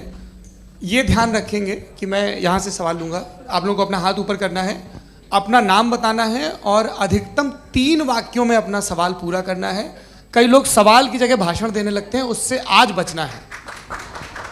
जी मुफ्ती साहब, पहला सवाल आपका, 16 मिनट हैं, हम दोनों लोगों के सवाल लेंगे। जी जी बहुत शुक्रिया। आपकी जो अभी बात हुई बहुत अहम थी, मैं इसको चाहूँगा कि आगे डिस्कस करूँ, लेकिन चूँकि अभी ये वो सेगमेंट है क्रॉस एग्जामिनेशन, तो सबसे पहला सवाल आपसे ये है कि जो मैं इतनी देर से कॉन्टिंजेंसी आर्ग्यूमेंट आपको बता रहा था, ये अकल से ही बता रहा था हजरत, आप ये बताएं कि आप इन्फिनिट रिग्रेस ऑफ कॉजेस को पॉसिबल मानते हैं या नेसेसरी बीइंग के एग्जिस्टेंस को सही समझते हैं, चूंकि 2 ही ऑप्शन हो सकता है, आप ये बताएं। देखिए, आपको मैं ईमानदारी से बात करूँ, एक तो मैं कॉन्टिजेंसी वर्ड ठीक से समझता नहीं, और इस वक्त भी जो आपने अंग्रेज़ी के अल्फाज इस्तेमाल किए वो ज़रा थोड़े से मुझे डिफ़िकल्ट और कॉम्प्लिकेटेड लगे, तो आप ज़रा सिंपल ज़बान में सवाल कर सकते हैं? बिल्कुल कर सकता हूँ। जी। यूनिवर्स की हर चीज़ कॉन्टिंजेंट होने का मतलब ये है कि वो अपने एग्जिस्टेंस में किसी के ऊपर डिपेंडेड है। जो भी चीज़ डिपेंडेड होगी वो चीज़ इंडिपेंडेंट नहीं हो सकती, तो उसका कोई ना कोई कॉज होगा। तो अब आप क्या समझते हैं कि ये इन्फिनिट रिग्रेस है, यानी कॉज पर कॉज, कॉज पर कॉज, कॉज पर कॉज, और कभी कोई यानी एंडलेसली चलता रहा? क्योंकि अगर ऐसा होगा तो हम तो एग्जिस्टेंस में आते ही नहीं, लॉजिकली ये मुत्तफक अलैह चीज़ है, मुत्तफक अलैह अग्रीड अपॉन। ओके, इस पे हमने एग्री किया था कि मुश्किल शब्द आएगा तो अर्थ बताना पड़ेगा। तो इन्फिनिट रिग्रेस तो पॉसिबल नहीं है, तो कहीं ना कहीं आपको रुकना पड़ेगा ऐसे नेसेसरी बीइंग पर। नहीं, कोई ज़रूरत नहीं रुकने की। किसने कहा आप रुकना पड़ेगा? आप रुकते हैं खुदा पे, आप नहीं रुकते। आप कहते हैं वो हमेशा से, जब उस वक्त से जब वक्त नहीं था। आप कहाँ रुकते हैं कि अब हुआ था वो? आप नहीं कहते। हम क्यों नहीं मान सकते कि यूनिवर्स जो है और बल्कि मल्टीवर्सेस जो है वो हमेशा से हैं, वो बनती है, बिगड़ती है। एक हमारे यहाँ एक चीज़ है ब्लैक होल, वो समेट लेता है वापस, फिर ब्लास्ट होता है, फिर फैल जाता है। और इसमें हमारी तो खैर कोई औकात ही नहीं है। इंसान की एक छोटे से ज़र्रे पे हम 50-60 साल की उम्र रखते हैं, जो करोड़ों अरबों साल की कायनात है उसमें, और पैदा भी नहायत ही बेहुदा वजह से हुए थे।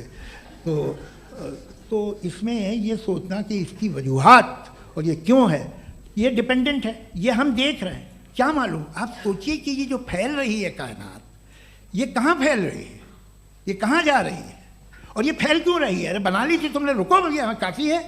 ये फैल क्यों रही है? ये और कौन सी कायनात जिसे मैं दूरबीन से देखता हूँ तो 2 बिलियन लाइट ईयर पे है, उससे मेरा कोई वास्ता ही नहीं है। 2 बिलियन ईयर यानी अगर मैं 80,000 माइल्स पर सेकेंड से चलूँ तो 20 करोड़ साल में वहाँ पहुँच जाऊँगा। इसकी ज़रूरत क्या थी? ये दुनिया, ये कायनात में इंसान अशरफुल मखलूक़ात के लिए बनाई गई ना। तो ये सब ये टर्म समझ में नहीं आया। इसमें कोई ख़ास समझने वाली बात थी भी नहीं।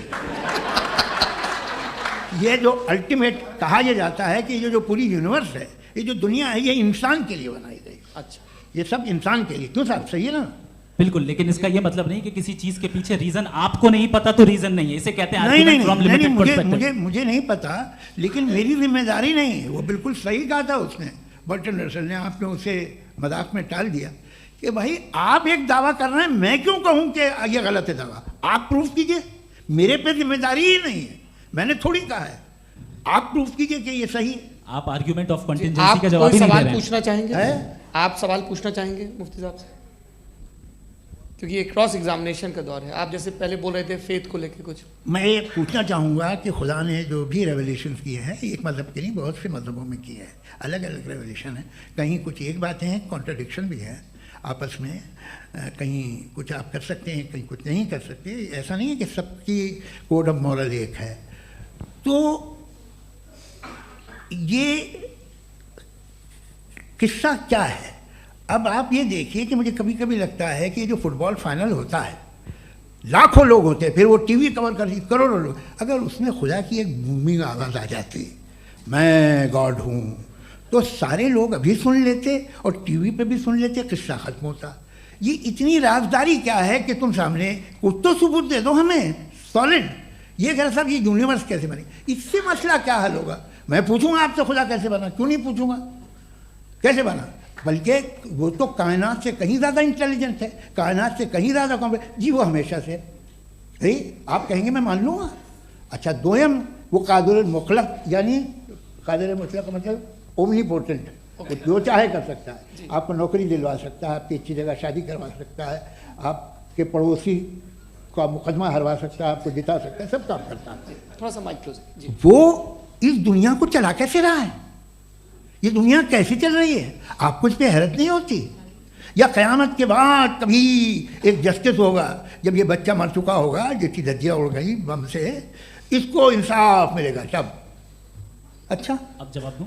हाँ दीजिए। मैं वही इसीलिए आप ही की तरफ। सबसे पहले आपने रेवलेशन और स्क्रिप्चर्स की बात की, इस पे मैं बात कर सकता हूं लेकिन आज नहीं करूंगा चूंकि वक्त कम है, कभी और इस पे डिस्कस करेंगे। मैं तैयार हूं उस पे भी बात करने के लिए। ये क्योंकि अभी हमारा से topic- राउंड 2 की भूमिका तय हो रही है। डज गॉड एग्जिस्ट राउंड 2 जी। चूंकि आज गॉड के एग्जिस्टेंस पे बात है तो मैं उसी के रिलेटेड जो है आपके सवालात को एंटरटेन भी करूंगा और मैं भी पूछूंगा। आपने कहा कि आपने साबित ही नहीं किया, जबकि आर्ग्यूमेंट ऑफ कॉन्टिजेंसी बुनियादी आर्ग्यूमेंट है। आप मुझे कॉन्टिजेंसी का मतलब बताइए, आपका मतलब क्या कॉन्टिजेंसी?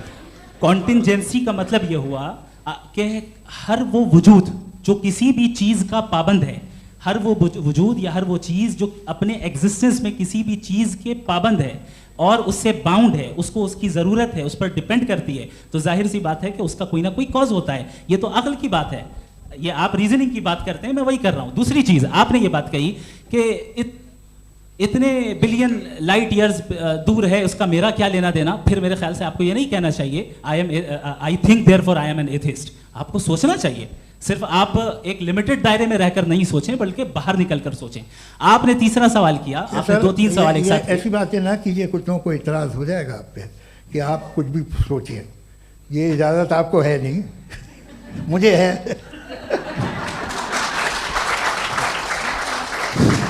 जी आपने प्रॉब्लम ऑफ इविल के ताल्लुक से सवाल किया और बार बार आप एक लफ्ज रिपीट कर रहे हैं कि ओमनीपोटेंट गॉड है, ऑल पावरफुल गॉड है। यही तो दरअसल समझना है कि गॉड का कॉन्सेप्ट क्या है। प्रॉब्लम ऑफ इविल जो है, प्रॉब्लम ऑफ इविल दर हकीकत 2 असम्पशंस पर कायम है। अगर आप इन 2 असम्पशंस को समझ जाएं तो ये प्रॉब्लम नहीं रहेगी, आर्ग्यूमेंट आपको समझ में आ जाएगी कि ये कोलैप्स कर जाता है। पॉइंट नंबर 1, यानी जो आपका सबसे पहला फॉल्स असम्पशन है कि गॉड मर्सीफुल है, ओमनीपोटेंट है, दुनिया में जुल्म हो रहा है। लेकिन आपको ये समझना चाहिए कि हमारे वर्ल्ड व्यू के मुताबिक गॉड सिर्फ ओमनीपोटेंट और सिर्फ मर्सीफुल नहीं है, बल्कि वो ऑल वाइज भी है और वो ऑल नोइंग भी है। उसके हर काम के पीछे हिकमत और विजडम है। ये कोई जरूरी नहीं है कि वो हिकमत और विजडम आपको समझ में आए या मुझे समझ में आए। अगर आप जो समझ रहे हैं उसके मुताबिक आप फैसला कर रहे हैं, ये लिमिटेड पर्सपेक्टिव से आर्ग्यूमेंट है। और इस चीज को हम अपनी दुनिया में, अपने लाइफ में, डेली लाइफ में इस प्रिंसिपल को एक्सेप्ट करते हैं। हम जब किसी डॉक्टर के पास जाते हैं, डॉक्टर के पास जाकर वो अगर उसने हमें कोई दवाई दी है तो हम ये तो नहीं कहते कि जब तक आपके पास जितना नॉलेज और जितना विजडम नहीं है, आपने क्यों ये दवाई दी है, तब तक हम इस चीज को एक्सेप्ट नहीं करेंगे। नहीं कहते, हम उसकी अथॉरिटी को तस्लीम करते हैं। क्यों? क्योंकि उसकी हम जानते हैं कि वो नॉलेजेबल है, वो विजडम वाला है, हमसे ज्यादा नॉलेज और हमसे ज्यादा विजडम है। बताएं सर। मैंने डॉक्टर में और खुदा में बड़ा डिफरेंस है, डॉक्टर पढ़ा लिखा होता है एक, तो मैं उसकी बात सुनूंगा। दोयम ये नहीं कुछ जवाब तो ये भी नहीं है सर प्लीज, आप अगर सब ऑडियंस से बोलने लगेंगे तो फिर मतलब नहीं सिविलाइज्ड बहस का। मतलब आप ये कहें कि चूंकि आप डॉक्टर पे बिलीव करते हैं इसलिए खुदा पे बिलीव किए, क्या ये मिसाल आपको समझाने के लिए आर्गुमेंट है, इस पे आपको एतराज नहीं है। तो सिंपल बात ये है कि मैं अगर ये यकीन कर लूँ कि एक ओमनीपोटेंट, उसकी मसलहत है, ये जो बच्चे मर रहे हैं ये मसलहत है उसकी, मुझे नहीं चाहिए थी मसलहत, उसकी मसलहत नहीं, यही तो समझना है। मतलब एक्सपीरियंस। अच्छा, इस आपने अभी मेरी बात पूरी सुनी नहीं। मैंने कहा आपका पूरा आर्ग्यूमेंट 2 फॉल्स असम्पशंस पर है। एक फॉल्स असम्पशन मैंने बता दिया, दूसरा फॉल्स असम्पशन ये है कि इस दुनिया में इविल के होने का कोई गुड रीजन नहीं है, जबकि हमारे पास बाज रीजंस मौजूद हैं, हमारे पास बाज वजूहात मौजूद हैं। अगर इस दुनिया में इविल ना हो तो आप गुड को डिफाइन कैसे करेंगे? अगर जुल्म ना हो आप इंसाफ को समझेंगे कैसे? अगर तारीकी ना हो तो आप लाइट को समझेंगे कैसे? बहुत अच्छे। अभी और सुन लें, अभी और बाकी है। ये तो बात बहुत पसंद आई साहब मुझे कि जब तक रेप ना हो तब तक औरतों की इज्जत का ख्याल आपने मेरा जवाब पूरा सुना ही नहीं। जब तक के बच्चों का कत्ल ना किया जाए तब तक आपको बच्चों की मासूमियत की इज्जत। आपने पूरा जवाब सुना ही क्या बात है, क्या आपने नुक्ता निकाला? आपने पूरा जवाब सुना ही नहीं। आप सुन लें, मेरी बात सुन लें ये मैंने आपको एक चीज बताई। दूसरी चीज, इस दुनिया में हम आए हैं टेस्ट के लिए, हमारा टेस्ट हो रहा है और हर इंसान का अलग अलग अंदाज में टेस्ट होता है। और इस दुनिया में अगर इविल मौजूद है तो वो इविल जरिया है हमारे अंदर ह्यूमन नोबल क्वालिटीज को डेवलप करने का और अलग अलग फील्ड में प्रोग्रेस करने का। और अगर हमारे अंदर और इस दुनिया में इविल नहीं होता तो बताइए टेस्ट का मतलब क्या होता? अगर मैं अपने स्टूडेंट को एमसीक्यूज दूं और उसमें सिर्फ राइट आंसर लिख कर दे दूं और कहूं तुम्हारा टेस्ट हो गया, ये मीनिंगलेस है। इस दुनिया में अगर हम टेस्ट के लिए आए हैं तो जाहिर है गुड एंड इविल दोनों मौजूद है। तो अगर गुड एंड इविल दोनों मौजूद है तो ये इविल भी खुदा का बनाया हुआ है? जी हाँ, खुदा का बनाया हुआ है। लेकिन अच्छा, चलो अच्छी बात। जी बिल्कुल, तो बिल्कुल खुदा ने बनाया। अभी तो ये है कि जो मेजॉरिटी है दुनिया में वो इविल है, तो ये खुदा एक्चुअली इविल के साइड पे लग रहा है मुझे। बिल्कुल भी नहीं, मैं बता मेजॉरिटी में तो वो है। क्या बात कर रहे हैं भाई आप? कोई भी जो मुंसिफ होगा, चाहे आपका अपना घर हो जिसके आप सबसे बड़े हैं, चाहे आपकी ऑर्गेनाइजेशन हो जो आप चलाते हैं, वहां पर आप इविल रखेंगे साबित करने को कि बाकी लोग शरीफ हैं? मेरी बात सुनिए, क्या ये आर्ग्यूमेंट ही गलत है? अगर कि जब तक के कोई इविल नहीं होगा तब तक के शरीफ आदमी शरीफ नहीं लगेगा। अगर एग्जामिनर गलत ऑप्शन दे रहा है तो एग्जामिनर इविल नहीं हो गया, जो गलत ऑप्शन को सेलेक्ट कर रहा है वो फेल होगा। क्रिएटर ने इविल को बनाया है लेकिन वो इविल नहीं है। अच्छा सुनिए मेरी बात, लेट मी कंप्लीट सर। जी जी। क्रिएटर ने इविल को बनाया है टेस्ट के लिए, वो इविल नहीं है। इविल वो होगा जो उसे इख्तियार करेगा। छुरी को बनाने वाला गलत नहीं होता है, छुरी का गलत इस्तेमाल करने वाला गलत होता है। रेप को कैसे गलत इस्तेमाल करते हैं? रेप इंसान के फ्री विल का नतीजा है। ये रेप कैसे गलत इस्तेमाल होता है? ये मुझे अब सुन ले, गलत इस्तेमाल होता है। हाँ मैं बता रहा हूँ ना, कैसे गलत मैं बता रहा हूँ जी। कि जो इविल इस दुनिया में मौजूद है उसके कई सारे तरीके हैं। एक तरीका इंसान का अपना फ्री विल है। अब अगर कोई रेपिस्ट रेप कर रहा है तो इसका गॉड का कसूर नहीं है, वो अपने फ्री विल का गलत इस्तेमाल कर रहा है, उसको सजा मिलनी चाहिए। अच्छा। और उसी के लिए जहन्नम बनाई गई है। ये फ्री विल का भी बड़ा चक्कर। आप जब कोई बुरा काम करते हैं या कोई बुराई होती है तो ये कहा जाता है कि ये फ्री विल है। 7 billion free wills are moving on this planet. 7 billion free will. और एक आदमी अपनी फ्री विल से मुझे कत्ल कर दे तो मैं खुदा की मर्जी से मरा हूँ कि इसकी फ्री विल की वजह से? मेरी मौत खुदा के हाथ है या ये फ्री विल वाले के हाथ है? खुदा ने फ्री विल का निजाम बनाया है और उस निजाम का गलत इस्तेमाल करके कोई आपको मार रहा है, इस्तेमाल करके मेरा कत्ल कर देता है। अब मेरी मौत का जिम्मेदार कौन है? वो इंसान जिम्मेदार है। वो इंसान जी। तो ये कहना और उसको सजा मिलेगी। तो अब आप आगे कहिए कि ये तय करना कि अल्लाह ही या अल्लाह ने खुदा ही जिंदगी देता है, खुदा ही मौत देता है, ये गलत है। बिल्कुल गलत नहीं है। हाँ, नहीं, निजाम उसी ने बनाया फ्री विल का, निजाम मौत और हयात का उसी ने बनाया। You are contradicting yourself. अभी आपने कहा कि एक आदमी ने फ्री विल से आपको मार दिया, इसमें उसे फ्री विल दी गई थी, उसने गलत इस्तेमाल किया। 7 billion free wills are moving on this planet और आप चाह रहे हैं कि मैं सिर्फ खुदा का ध्यान करूं। ये 7 बिलियन फ्री विल्स को मुझे लुक आफ्टर करना पड़ेगा कि नहीं? ये तो तबाहियां कर रही हैं और तबाहियां ज़्यादा हो रही हैं। बिल्कुल। तो अगर आप बताएं अगर खुदा नहीं है फॉर एग्जाम्पल, तो आप इविल को कैसे डिसाइड करेंगे? यानी how can you define evil objectively without God? देखिए दुनिया में 2 तरह के जानवर हैं। एक जो अकेले रहते हैं जंगल में और एक जो ग्रुप्स में रहते हैं। ग्रुप में जो भी रहेगा, चाहे वो आपका फाउंडेशन हो, चाहे कोई क्लब हो, चाहे कोई पॉलिटिकल पार्टी हो, चाहे कोई यूनिट हो, उसमें आपको इंटरैक्ट करने के रूल बनाने पड़ेंगे। यानी लोग तय करेंगे। लोग तय करेंगे। अगर लोगों ने ये तय किया कि किसी का रेप करना सही है, आप जस्टिफाई करेंगे? नहीं, आपका फाउंडेशन तो ये हो गया ना कि लोग इविल डिसाइड करेंगे। नहीं। अरे दुनिया में ऐसे ग्रुप्स हैं जो रेप को जायज़ मानते हैं सर्टेन हालात में। मैं डिटेल में नहीं जानूंगा, आप भी जानते हैं। ये जो आईसिस वाले थे इन्होंने क्या किया था, तो उन्होंने क्या किया उसका खुदा से कोई ताल्लुक नहीं है सर। मैंने सिंपल सवाल किया कि इविल को आप डिफाइन करते कैसे हैं? आइए वापस आइए जी। आप साथ में तभी रह सकते हैं जब कुछ आप ऐसे उसूल डेवलप करें जिसमें हर एक का बेसिक तहफ़्फ़ुज़, हर एक का बेसिक राइट हो और हर एक को कोई आराम मिले।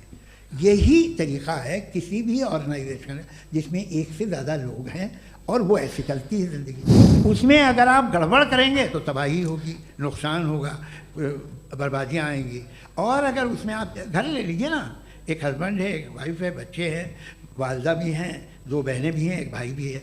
अब इसमें कोई निज़ाम आपको चाहिए साथ में रहने का, और एक दूसरे पे भरोसा रहे, एक दूसरे के बहीख्वाह हों, एक दूसरे की मदद करें, ऐसी जिंदगी। सर आपकी बात आ गई, आप ये कह रहे हैं कि लोग डिसाइड करेंगे क्या सही है क्या गलत है, यही है? मेजॉरिटी डिसाइड करेगी क्या सही है क्या गलत है? अरे भाई बिल्कुल। मेजॉरिटी अगर ये कहे कि नाजी जर्मनी के साथ जिस तरह मेजॉरिटी थी कि जेनोसाइड करना सही है, आप जस्टिफाई करेंगे?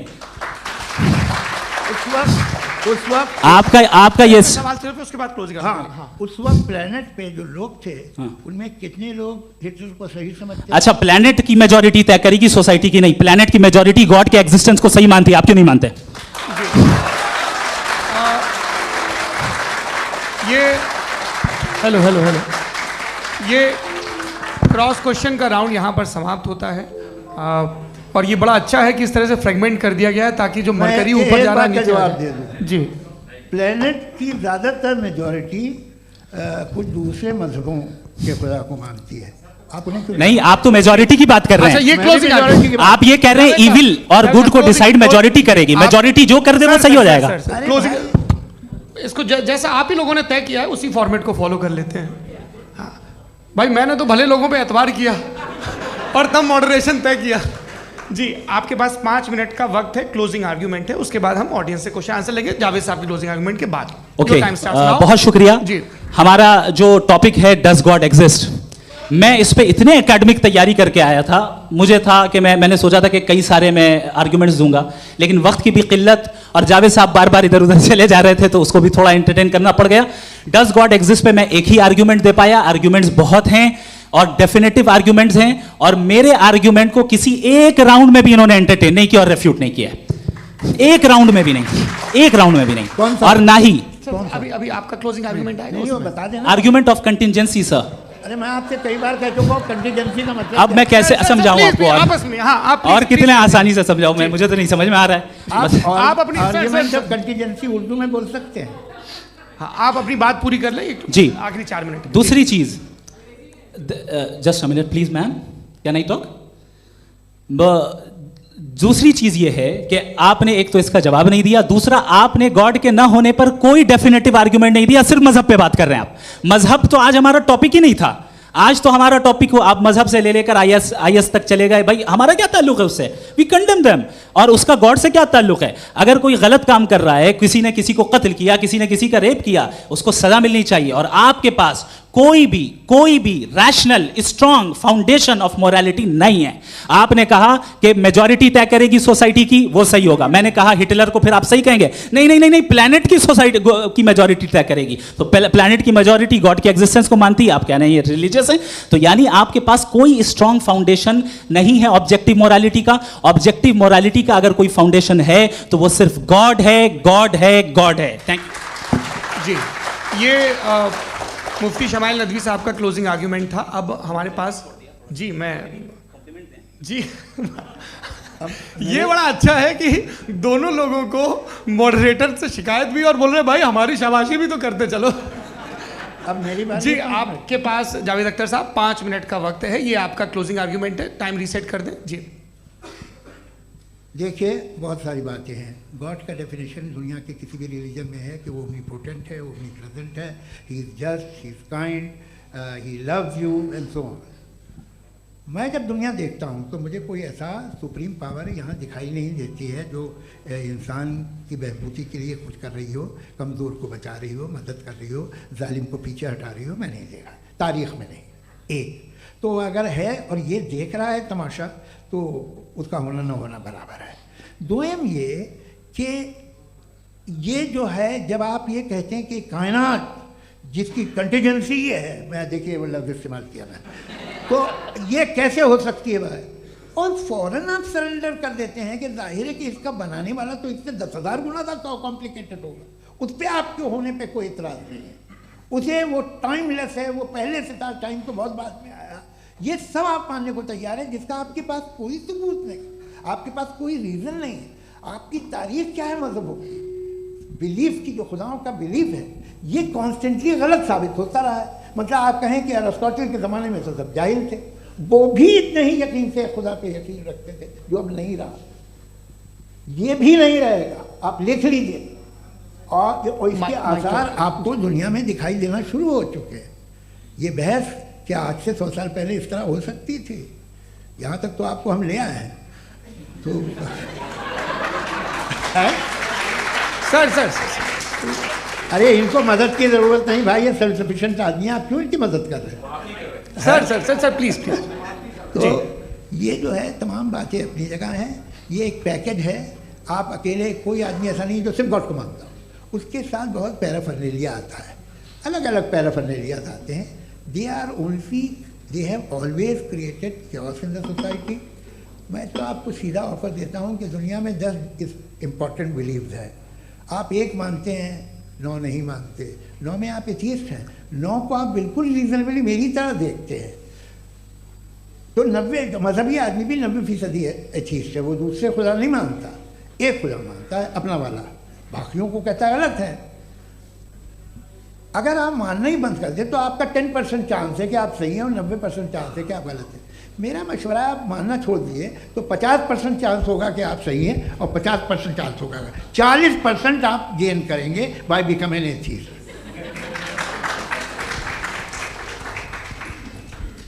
ये एक फरसूदा ख्याल है, ये ख़त्म हो रहा है। हो सकता है मेरी ज़िंदगी में ना हो, लेकिन ये हो जाएगा। जो बातें ये इनको आप मेटाफिज़िकल ये वैसे रिस्पेक्टेबल टर्म दे दिए, ये तो उन लोग के हैं जिन्हें ना फिज़िक्स मालूम थी ना मेटा मालूम था, ये उन्होंने आपको दिए हैं।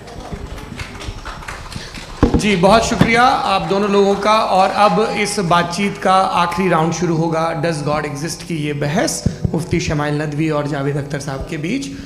आप लोग अपने अपने हाथ ऊपर करेंगे, मैं यहाँ से तय करूँगा। और माइक हमारे पास है क्या? एक ही माइक है ऑडियंस के लिए? 2 माइक है, एक इस तरफ एक इस तरफ, ठीक है। तो जी सबसे पहले हमारी सहयोगी है मारिया शकील जी, पूछिए सवाल।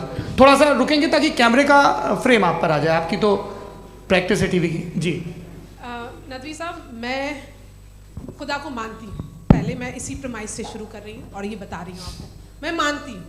लेकिन कुछ सवाल हैं जो जावेद साहब ने उठाया, उसका जवाब आपको देना चाहिए। पहला सवाल ये कि गज़ा में सालों से छोटे बच्चे मर रहे हैं, वो उनको अगर खुदा मर्सीफुल है, हम मानते हैं कि अल्लाह ताला में बहुत ताकत है, तो वो बच्चे क्यों मर रहे हैं? दूसरी बात ये कि अगर कंटिजेंसी की जो आप बात करते हैं, पूरे मुस्लिम ममालिक मिल करके भी उन गज़ा के बच्चों को क्यों नहीं बचा पा रहे हैं? क्योंकि अगर वो चाहते, क्योंकि अल्लाह ताला उन पर हुकूमत करते हैं, सब पर हुकूमत करते हैं, तो वो उनको क्यों नहीं बचा? जी थैंक यू वेरी मच। बहुत अच्छा किया आपने इस चीज़ को जिक्र कर दिया, मैं इसको और अच्छे से एक्सप्लेन करने की कोशिश करता हूँ। देखें, जहाँ तक आपने कहा कि गज़ा के बच्चों को मारा जा रहा है, देखिए 2 वर्ल्ड व्यू है, एक एथिस्टिक वर्ल्ड व्यू, एक थीस्टिक वर्ल्ड व्यू है। बच्चे मर रहे हैं दोनों वर्ल्ड व्यू में, लेकिन हमारा वर्ल्ड व्यू कह रहा है कि रिकॉम्पेंस है, ये कह रहे हैं कि उनका मरना बेकार जाने वाला है, कोई उसका रिकॉम्पेंस नहीं है, चूंकि इनके यहाँ आखिरत और अल्लाह का कोई तसव्वुर या गॉड का कोई तसव्वुर नहीं है। आपने ये सवाल किया कि गॉड मर्सीफुल है, क्यों नहीं रोकता? ये मैंने बताया कि ये मिसकंसेप्शन है लोगों के दरमियान कि गॉड को सिर्फ मर्सीफुल और ओमनीपोटेंट समझते हैं। गॉड के सिर्फ यही 2 एट्रीब्यूट्स नहीं हैं, गॉड के कई सारे एट्रीब्यूट्स हैं, उनमें से अल हकीम भी है, उनमें से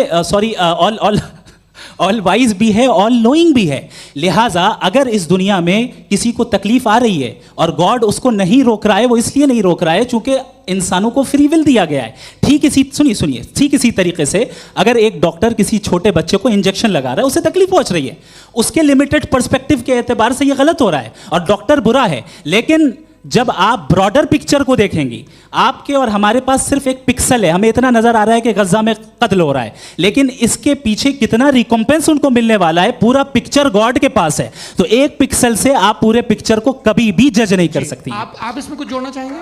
आपको कुछ बोलना है इसमें? भैया आपने बहुत अच्छा जस्टिफिकेशन दिया, या आप वो जो वहाँ के प्राइम मिनिस्टर इजराइल के उन्हें भेजिए, वो बहुत खुश होंगे। आप जस्टिफिकेशन दे देना कि अगर गॉड नहीं है तो बच्चे क्यों मर रहे हैं, आप बताएं। वो ये सवाल पूछ रहे हैं कि अगर आप ईश्वर का अस्तित्व नहीं मानते हैं तो उन बच्चों की मौत को आप कैसे इंटरप्रेट करते हैं? भाई ये दुनिया जो है, जो ताकतवर लोग होते हैं वो एक नाइंसाफ़ी करते हैं। तो ये अच्छा काम है आपके नजदीक, तो नेचर नाइंसाफी पे मबनी है। अरे मेरे भाई, आप नेचर की कहाँ बात कर रहे हैं, तो इंसान की बात जी, कर ये रहे तो फिर जब मैं इंसान की बात कर रहा था आप नेचर की बात करने लग क्रॉस गए। एग्जामिनेशन नहीं, हैं। हाँ अब आप मुझे बोलने नहीं देंगे तो अलग बात है, आप बोलिए, मैं मुझे कोई जल्दी नहीं। जी नहीं, ये क्रॉस नहीं, एग्जामिनेशन एक है, हाँ। मिनट, क्रॉस मुझे एग्जामिनेशन। बोल तो लेने दीजिए। जी, बोलिए। ठीक है। बात ये है कि ह्यूमन सोसाइटी तभी साथ में रह सकती है जब वो मोहब्बत से, एकता से, एक दूसरे के एहतराम करके रहे। इसके अलावा पॉसिबल नहीं है, अकेले तो इंसान रह ही नहीं सकता। वहाँ पर कुछ लोग हैं जो फाउल करते हैं, वो फाउल हम हमेशा से तारीख में होता आया है। आज ये हो रहा है, जो हो रहा है बहुत बुरा हो रहा है, बहुत जालिमाना है, बहुत जाबराना है। उसको आप कहें कि ये बच्चों को कॉम्पनसेशन मिल जाएगा या इसकी इंजेक्शन है, इंजेक्शन तो हेल्थ के लिए दिया जाता है।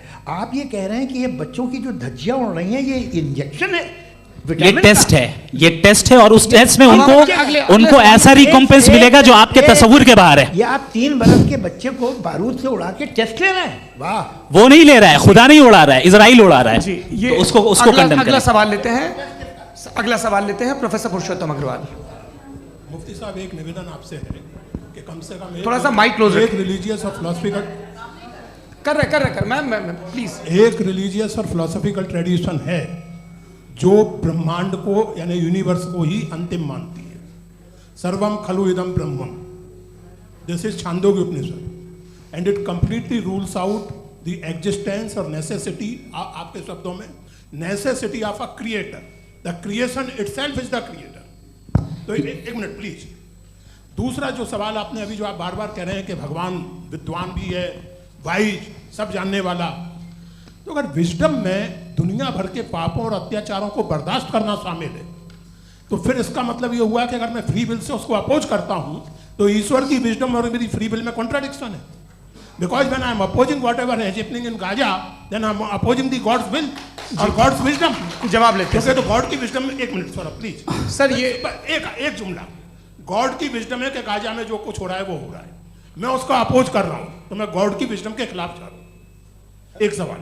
दूसरा ये नहीं, आपने 2 ऑलरेडी। सर आप और सवाल कर लें, लेकिन मुझे 2 जवाब दे सर, दें। सर, पहले आपने ये सर, कहा, सर, सुनिए मेरी बात सुनिए। भाई इजराइल के गॉड के मुताबिक तुम्हारा ठीक हो रहा है ना? प्रोफेसर, नहीं हो रहा है, ठीक नहीं हो रहा है, मैं बता रहा हूँ क्या हो रहा है। आप तशरीफ रखिए, मैं बता रहा हूँ क्या हो रहा है। Let me complete please. एक सेकंड गाइस, एक सेकंड। ये देखिए, ऐसा है कि ये सब बड़ा आपस में विचार विमर्श के बाद ये तय हुआ था कि कुछ नियम बना लिए जाएं ताकि एक टाइम बाउंड बातचीत चले। और भाई साहब, आप बड़ा ज़रूरी काम कर रहे हैं, लेकिन कैमरे के फ्रेम में आके उस काम को गड़बड़ कर दे रहे हैं। ठीक है गुरु, अब मेरे को कहीं का गुस्सा कहीं निकालना था, सॉरी।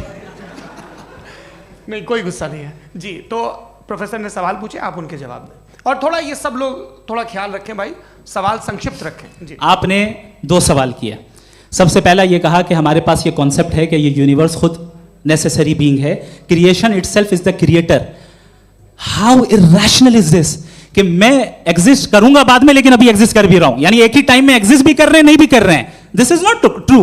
दूसरी चीज, आपने कहा कि अगर इजराइल में, सॉरी माफ कीजिएगा, Israel doesn't exist, occupied Palestine में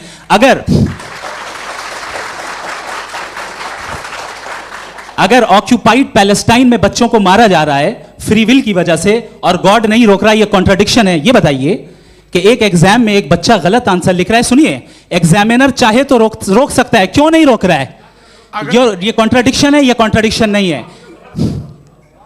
माइक नहीं सर, ये आपस में जी, ये क्या आपका सवाल? माइक दीजिए। फ्री विल दिया गया है टेस्ट के लिए, अकाउंटेबिलिटी के लिए। अगर फ्री विल नहीं होता तो आप कहते हैं हमें रोबोट बना दिया गया। नॉट मिसरिप्रेजेंट माय पोजीशन, आपकी जो भी पोजीशन, मैं अपनी फ्री विल के नाते, अपने ह्यूमन विजडम के नाते गाजा में हो रही अत्याचार का विरोध करता हूं। बिल्कुल करना चाहिए। आपके हिसाब से मैं गॉड की विजडम का विरोध कर रहा हूं? बिल्कुल नहीं, समाज हो रहा है गॉड, बिल्कुल भी नहीं, बिल्कुल भी नहीं। उसका वहां पर गाजा में कत्ल होना ये इंसानों के गलत इस्तेमाल का नतीजा है, फ्री विल के इस्तेमाल का नतीजा है। गॉड इसका हुक्म नहीं देता, उससे रोकता है। यही तो मसला है ना, आपके लिए कॉन्सेप्ट क्लियर नहीं नहीं भाई, आपने तो बताया था इंजेक्शन लगाने से बच्चे को तकलीफ होती है, ये इंजेक्शन लगा। सर आप ऐसे रेटोरिक स्टेटमेंट दे तब तो कोई नहीं, मसला नहीं आपने समझते बोला कि रहेंगे। injection this is a rhetoric statement, this is not a logical argument sir. I am sorry, I am sorry. आखिरी 30 मिनट बड़े मुश्किल होने वाले हैं जी। मुफ्ती साहब आगे बैठे हैं, इनको माइक दीजिए। हाँ, तरुण माइक आप अपने पास रखिए, आपको कैमरे का फ्रेम पता है जी। सबसे पहले दोनों को मुबारकबाद। एक सर अपना आप नाम बता दें। आप अमेरिका में शिकागो में रहते हैं, इतना मुझे याद है। बताया आपको, यासिर नदीम अलवाजदी मेरा नाम है। जावेद सर, आपसे एक क्वेश्चन है इन्फिनिट रिग्रेस के ताल्लुक से। एक हाइपोथेटिकल सिनेरियो है, मसलन अगर आप सर माइक थोड़ा सा प्लीज क्लोज रखिए जी। अगर आप शायर इसलिए हैं कि आपके कोई उस्ताद शायर थे, और वो इसलिए शायर थे कि उनके कोई उस्ताद शायर थे, और इसी तरीके से हम माजी में पीछे चलते चलते चले जाएं और कहीं ना रुके, तो माफ कीजिएगा आप कभी शायर नहीं हो सकते। लेकिन आप शायर हैं, आपका शेर एग्जिस्ट करता है, इसका मतलब ये है कि आप कहीं ना कहीं रुके हैं। तो मेरा सवाल ये है कि क्या आप इन्फिनिट रिग्रेस ऑफ कॉजेस को लॉजिकल फैलेसी मानते हैं या नहीं मानते? हाँ या ना? मैं इन्हें लॉजिकल फैलेसी नहीं मानता हूँ, लेकिन मेरा प्रॉब्लम यह है कि जब मैं नहीं मानता हूँ तो I will continue with this logic जो फैलेसी नहीं हो। आप एक जगह रुक जाते हैं जाके, आप कहते हैं ये गेंद कैसे बनी, ये जजीरा कैसे बना, ये समंदर कैसे बना, ये ज़मीन कैसे बनी, और अचानक गॉड पे जाके आपको ब्रेक लग जाता है। एक बार आप सवाल नहीं करते कि भाई इनको बनाने वाला तो इनसे भी कॉम्प्लिकेटेड होगा, वो कैसे बना, उसके बारे में आपने इत्मीनान कर लिया, वो हमेशा से है। तो अगर आप उसे हमेशा से मानते हैं तो फिर ये मान लीजिए कि कायनात हमेशा से, क्या तकलीफ है? फिर हम वजूद में नहीं आते जी हैं?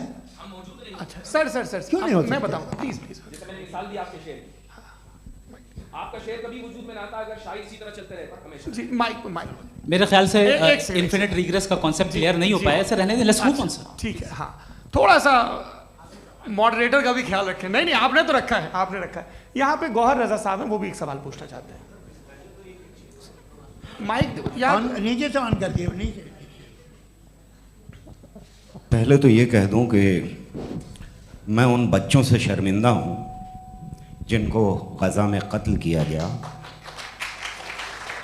क्योंकि हमारे होते हुए कत्ल किया गया। लेकिन उससे ज़्यादा शर्मिंदगी इस बात से हुई कि मुझे लगा कि मुफ्ती साहब उसको जस्टिफाई कर रहे हैं। बिल्कुल भी नहीं, आप बहुत ही गलत। मुझे लगा मैं गलत हो सकता हूँ। बिल्कुल गलत। मैं सवाल पूछ रहा हूँ, मैं सवाल पूछ रहा हूँ। मैं जावेद भाई से डिसएग्री करता हूँ। एक सेकंड देखिए, अगर देखिए ऐसा एक सेकंड आप सर वेट अरे आप कुछ मेरे पहले मुझे अपनी बात कह लेने दीजिए।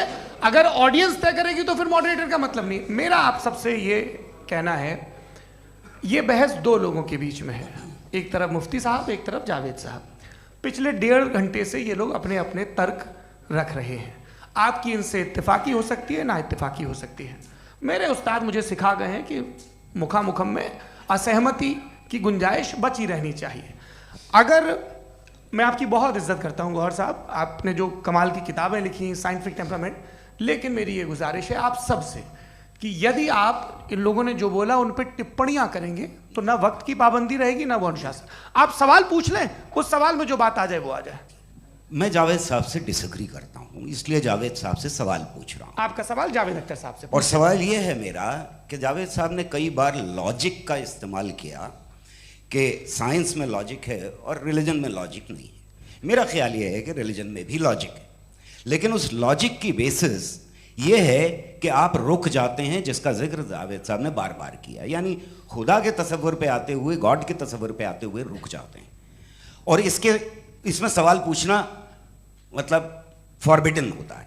सवाल यह है कि क्या जावेद साहब इससे एग्री करते हैं कि साइंस की लॉजिक अलग है और रिलीजन की लॉजिक अलग है? बताइए सर।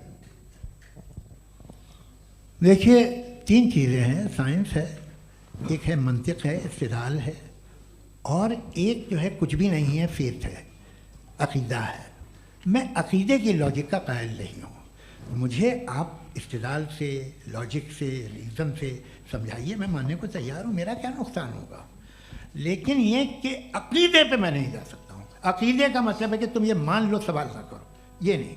आप सारी बातें करके, बड़ी साइंटिफिक बातें करके एक जगह जाके खुदा के हुदूद पे रुक जाते हैं, सरेंडर कर देते हैं। मैं सरेंडर करने को तैयार नहीं। दैट्स ऑल जी।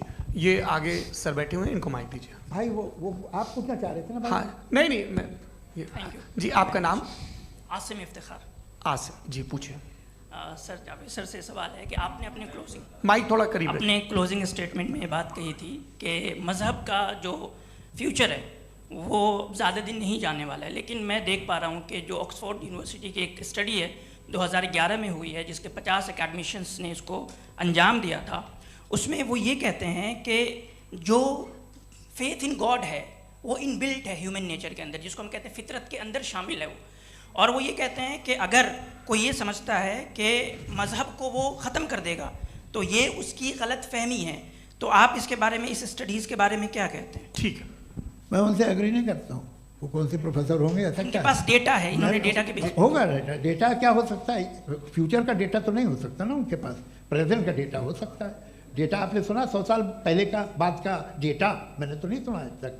तो आज उनकी ये राय है और होगी राय, ठीक है। दुनिया में तरह तरह की राय है लोग, लेकिन मैं समझता हूँ कि वक्त के साथ इंसान ज़्यादा से ज़्यादा रीज़नेबल और लॉजिकल होता जा रहा है। आज आप देखिए वेस्टर्न यूरोप में क्या परसेंटेज है नॉन बिलीवर्स की, बहुत हाई। वहाँ चर्च खाली पड़े होते हैं। तो अल्टीमेटली तो इंसान कोई ऐसी बात बहुत अरसे तक नहीं मान सकेगा, चाहे गलत या सही, जो उससे उसके दिमाग को, उसके जहन को, उसके लॉजिक को अपील न करे। वो कह रहे हैं तो ऑक्सफोर्ड के होंगे तो कैम्ब्रिज के होंगे, तो मुझे क्या लेना देना। उनका डेटा मुस्तकबिल का नहीं हो सकता है। जी दीपक, हाँ पूछिए। मैं आऊँगा, अभी पीछे की साइड भी आऊँगा, माइक वहीं भेजूंगा 2-3 साल के लिए। जी जावेद साहब, आपसे सवाल है। नमस्ते। अरे भाई सर, अगर आप ही लोग तय करना है तो फिर 200 लोग तय कर लें। ये सब नहीं sir, please don't do this sir. Sir everybody has a right sir, but we can only take selected questions. No no sir, ये यंग लोग भी हैं तो इनकी ये अब उतने यंग, भाई आप यंग हैं कि नहीं हैं? वो कह रहे हैं वो भी यंग हैं साहब, आप उनकी नौजवानी पर दावा उनको ही करने थे। हाँ मुफ्ती साहब आप यंग, हाँ पूछे। अरे भैया सर मेरा सवाल ये है, कुछ इनसे भी तो पूछो। जी नहीं, बस आपसे एक सवाल है। जैसे थीस्टों के पास अपने जो ईश्वर को मानते हैं उनके पास अपने सोशल गेट टुगेदर्स हैं। 5 रोज़ आज क्रिसमस आने वाला है, होली है, दिवाली है, ईद है। एथिस्ट क्या ऑफर कर रहे हैं? मतलब मैं इनकी दुकान से बुरमा आना चाहता हूँ उस तरफ, पर मैं अट्रैक्ट नहीं हो पा रहा हूँ। मैं सोशल गेट टुगेदर्स क्या है आपके पास? वो ये कह रहे हैं कि जो धार्मिक लोग हैं, अलग अलग धर्म के लोग, उनके उत्सव त्योहार कॉन्ग्रेगेशन बहुत हैं। अब आपको मैं एक सुनाता हूँ, यहाँ हिस्टोरियन भी बैठे हैं। मृदुला जी आप बताइएगा सही है क्या? ये एक कॉन्स्टेंटाइन, एक ग्रीक रोमन बादशाह था जो क्रिश्चियनिटी आने के 400 साल बाद उसने डिसाइड किया कि मैं क्रिश्चियन हो जाऊंगा, मेरी पूरी स्टेट कैंसिल हो जाएगी। उस ज़माने में ऐसे ही होता था, राजा जो धर्म इख्तियार करता था वो जनता भी कर लेती थी। इसलिए कि वो हो गया था बैंकरप्ट, और उसे जो मेडिटेरियन कोस्ट के रिच क्रिश्चियन वो थे मर्चेंट, उससे पैसा चाहिए था। तो उसने कहा यार क्रिश्चियन हो जाओ। तो उसने अपने वजीर से कहा कि भाई ये हिस्ट्री है कि अब हम लोग क्रिश्चियन हो जाते हैं। पहले सर हो जाएंगे, कोई प्रॉब्लम नहीं है, लेकिन एक प्रॉब्लम ये है कि 17 दिसंबर से 25 दिसंबर तक जो पेगन फेस्टिवल होता, जो पेगन थे वो लोग, जो फेस्टिवल होता है वो बंद हो जाएगा, इसलिए कि हम क्रिश्चियन हो गए तो होगा नहीं। तो वो बच्चों को बहुत बुरा लगेगा, पब्लिक को बहुत इन्जॉय करते हैं, खासतौर से 25 को मेन डे। उसने कहा हाँ ये तो सही कह रहे हो, ये जीसस क्राइस्ट की पैदाइश कब थी? कहले साहब वो अप्रैल में थी। नहीं कट करो, वो 25 दिसंबर को है। ये हकीकत है जी। और 400 साल बाद क्रिश्चियनिटी के अप्रैल से दिसंबर ले आए, और इसलिए कि यहाँ पेगन फेस्टिवल होता था। अब मनाते हैं आप आराम से। ये जो सारे फेस्टिवल हैं ये रिलीजन से, हर एक को एक इंटरटेनमेंट डिपार्टमेंट चाहिए होता है अपनी कंपनी चलाने के लिए। तो ये रिलीजन ने, ये सेकुलर त्यौहार थे जिन्हें रिलीजन्स ने ले लिया है। ये मौसम के थे, फसलों के थे, किसानों के थे, उसको आपने लेके रिलीजियस रंग दे दिया। ये कोई रिलीजन से थोड़ी आए आप। अच्छा हमें देखिए, हम तो मुल्द हैं, हम ईद मनाते हैं, हम दिवाली मनाते हैं, हम होली मनाते हैं, हम क्रिसमस मनाते हैं। बम्बई की फिल्म इंडस्ट्री की सबसे बड़ी होली हमारे घर में होती है, सबसे बड़ी ईद हमारे घर में होती है। वो हमारे सोशल वो है, हमारे हेरिटेज है।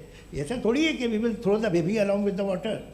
ये तो अच्छी चीज़ है, इन्हें रखो, जो बेकार है फेंक दो। जी हाँ हेलो जी, मेरा सवाल नादवी जी से है।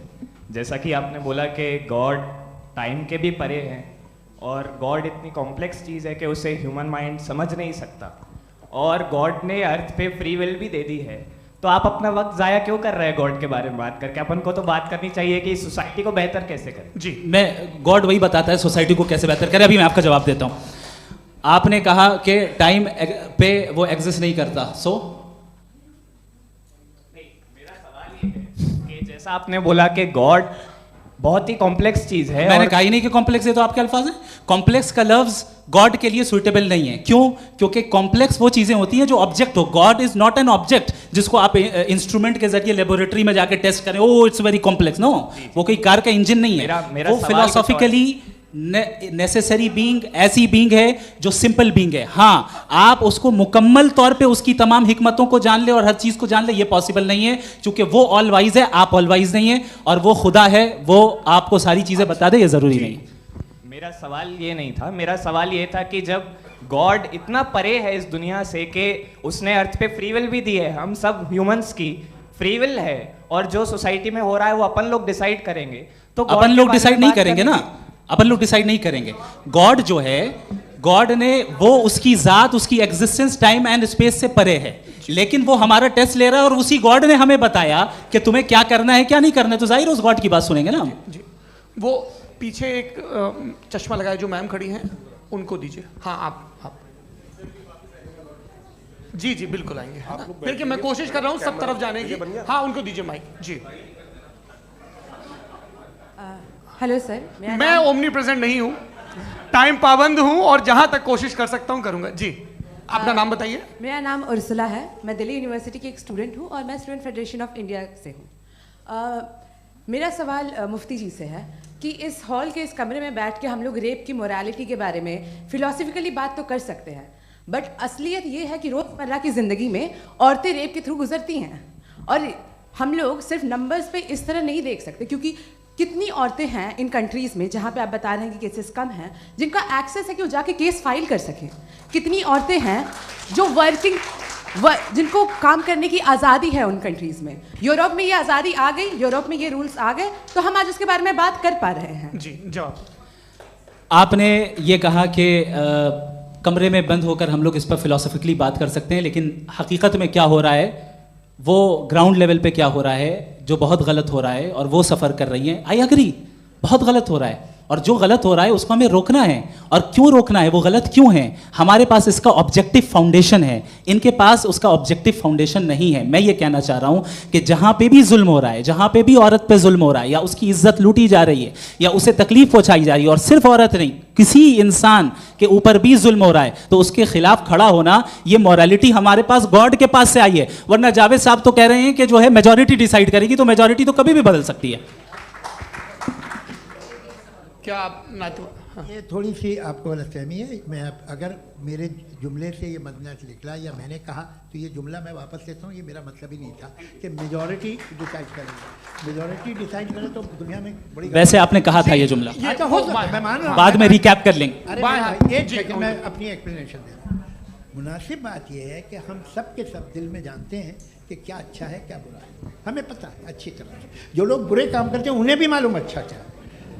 यही तो सवाल था हजरत के फिर ये मोरालिटी आई कहाँ से? Cross examination. हाँ जी, हाँ, मोरालिटी साथ रहने की डिजायर से आई, यानी साथ रहकर जो कुछ कह दे, जो कुछ कर दे, वो हो जाएगा? नहीं नहीं, तो आप कायदे से रह ही कर सकते हैं जब तक लोगों में मोरालिटी हो, वरना क्यास हो जाएगा। ये आपको कैसे पता? जी, हमने देखा ना, जहाँ मोरालिटी का क्यास हो गया, हम देखते हैं। कहाँ पे देखते भाई? दुनिया में।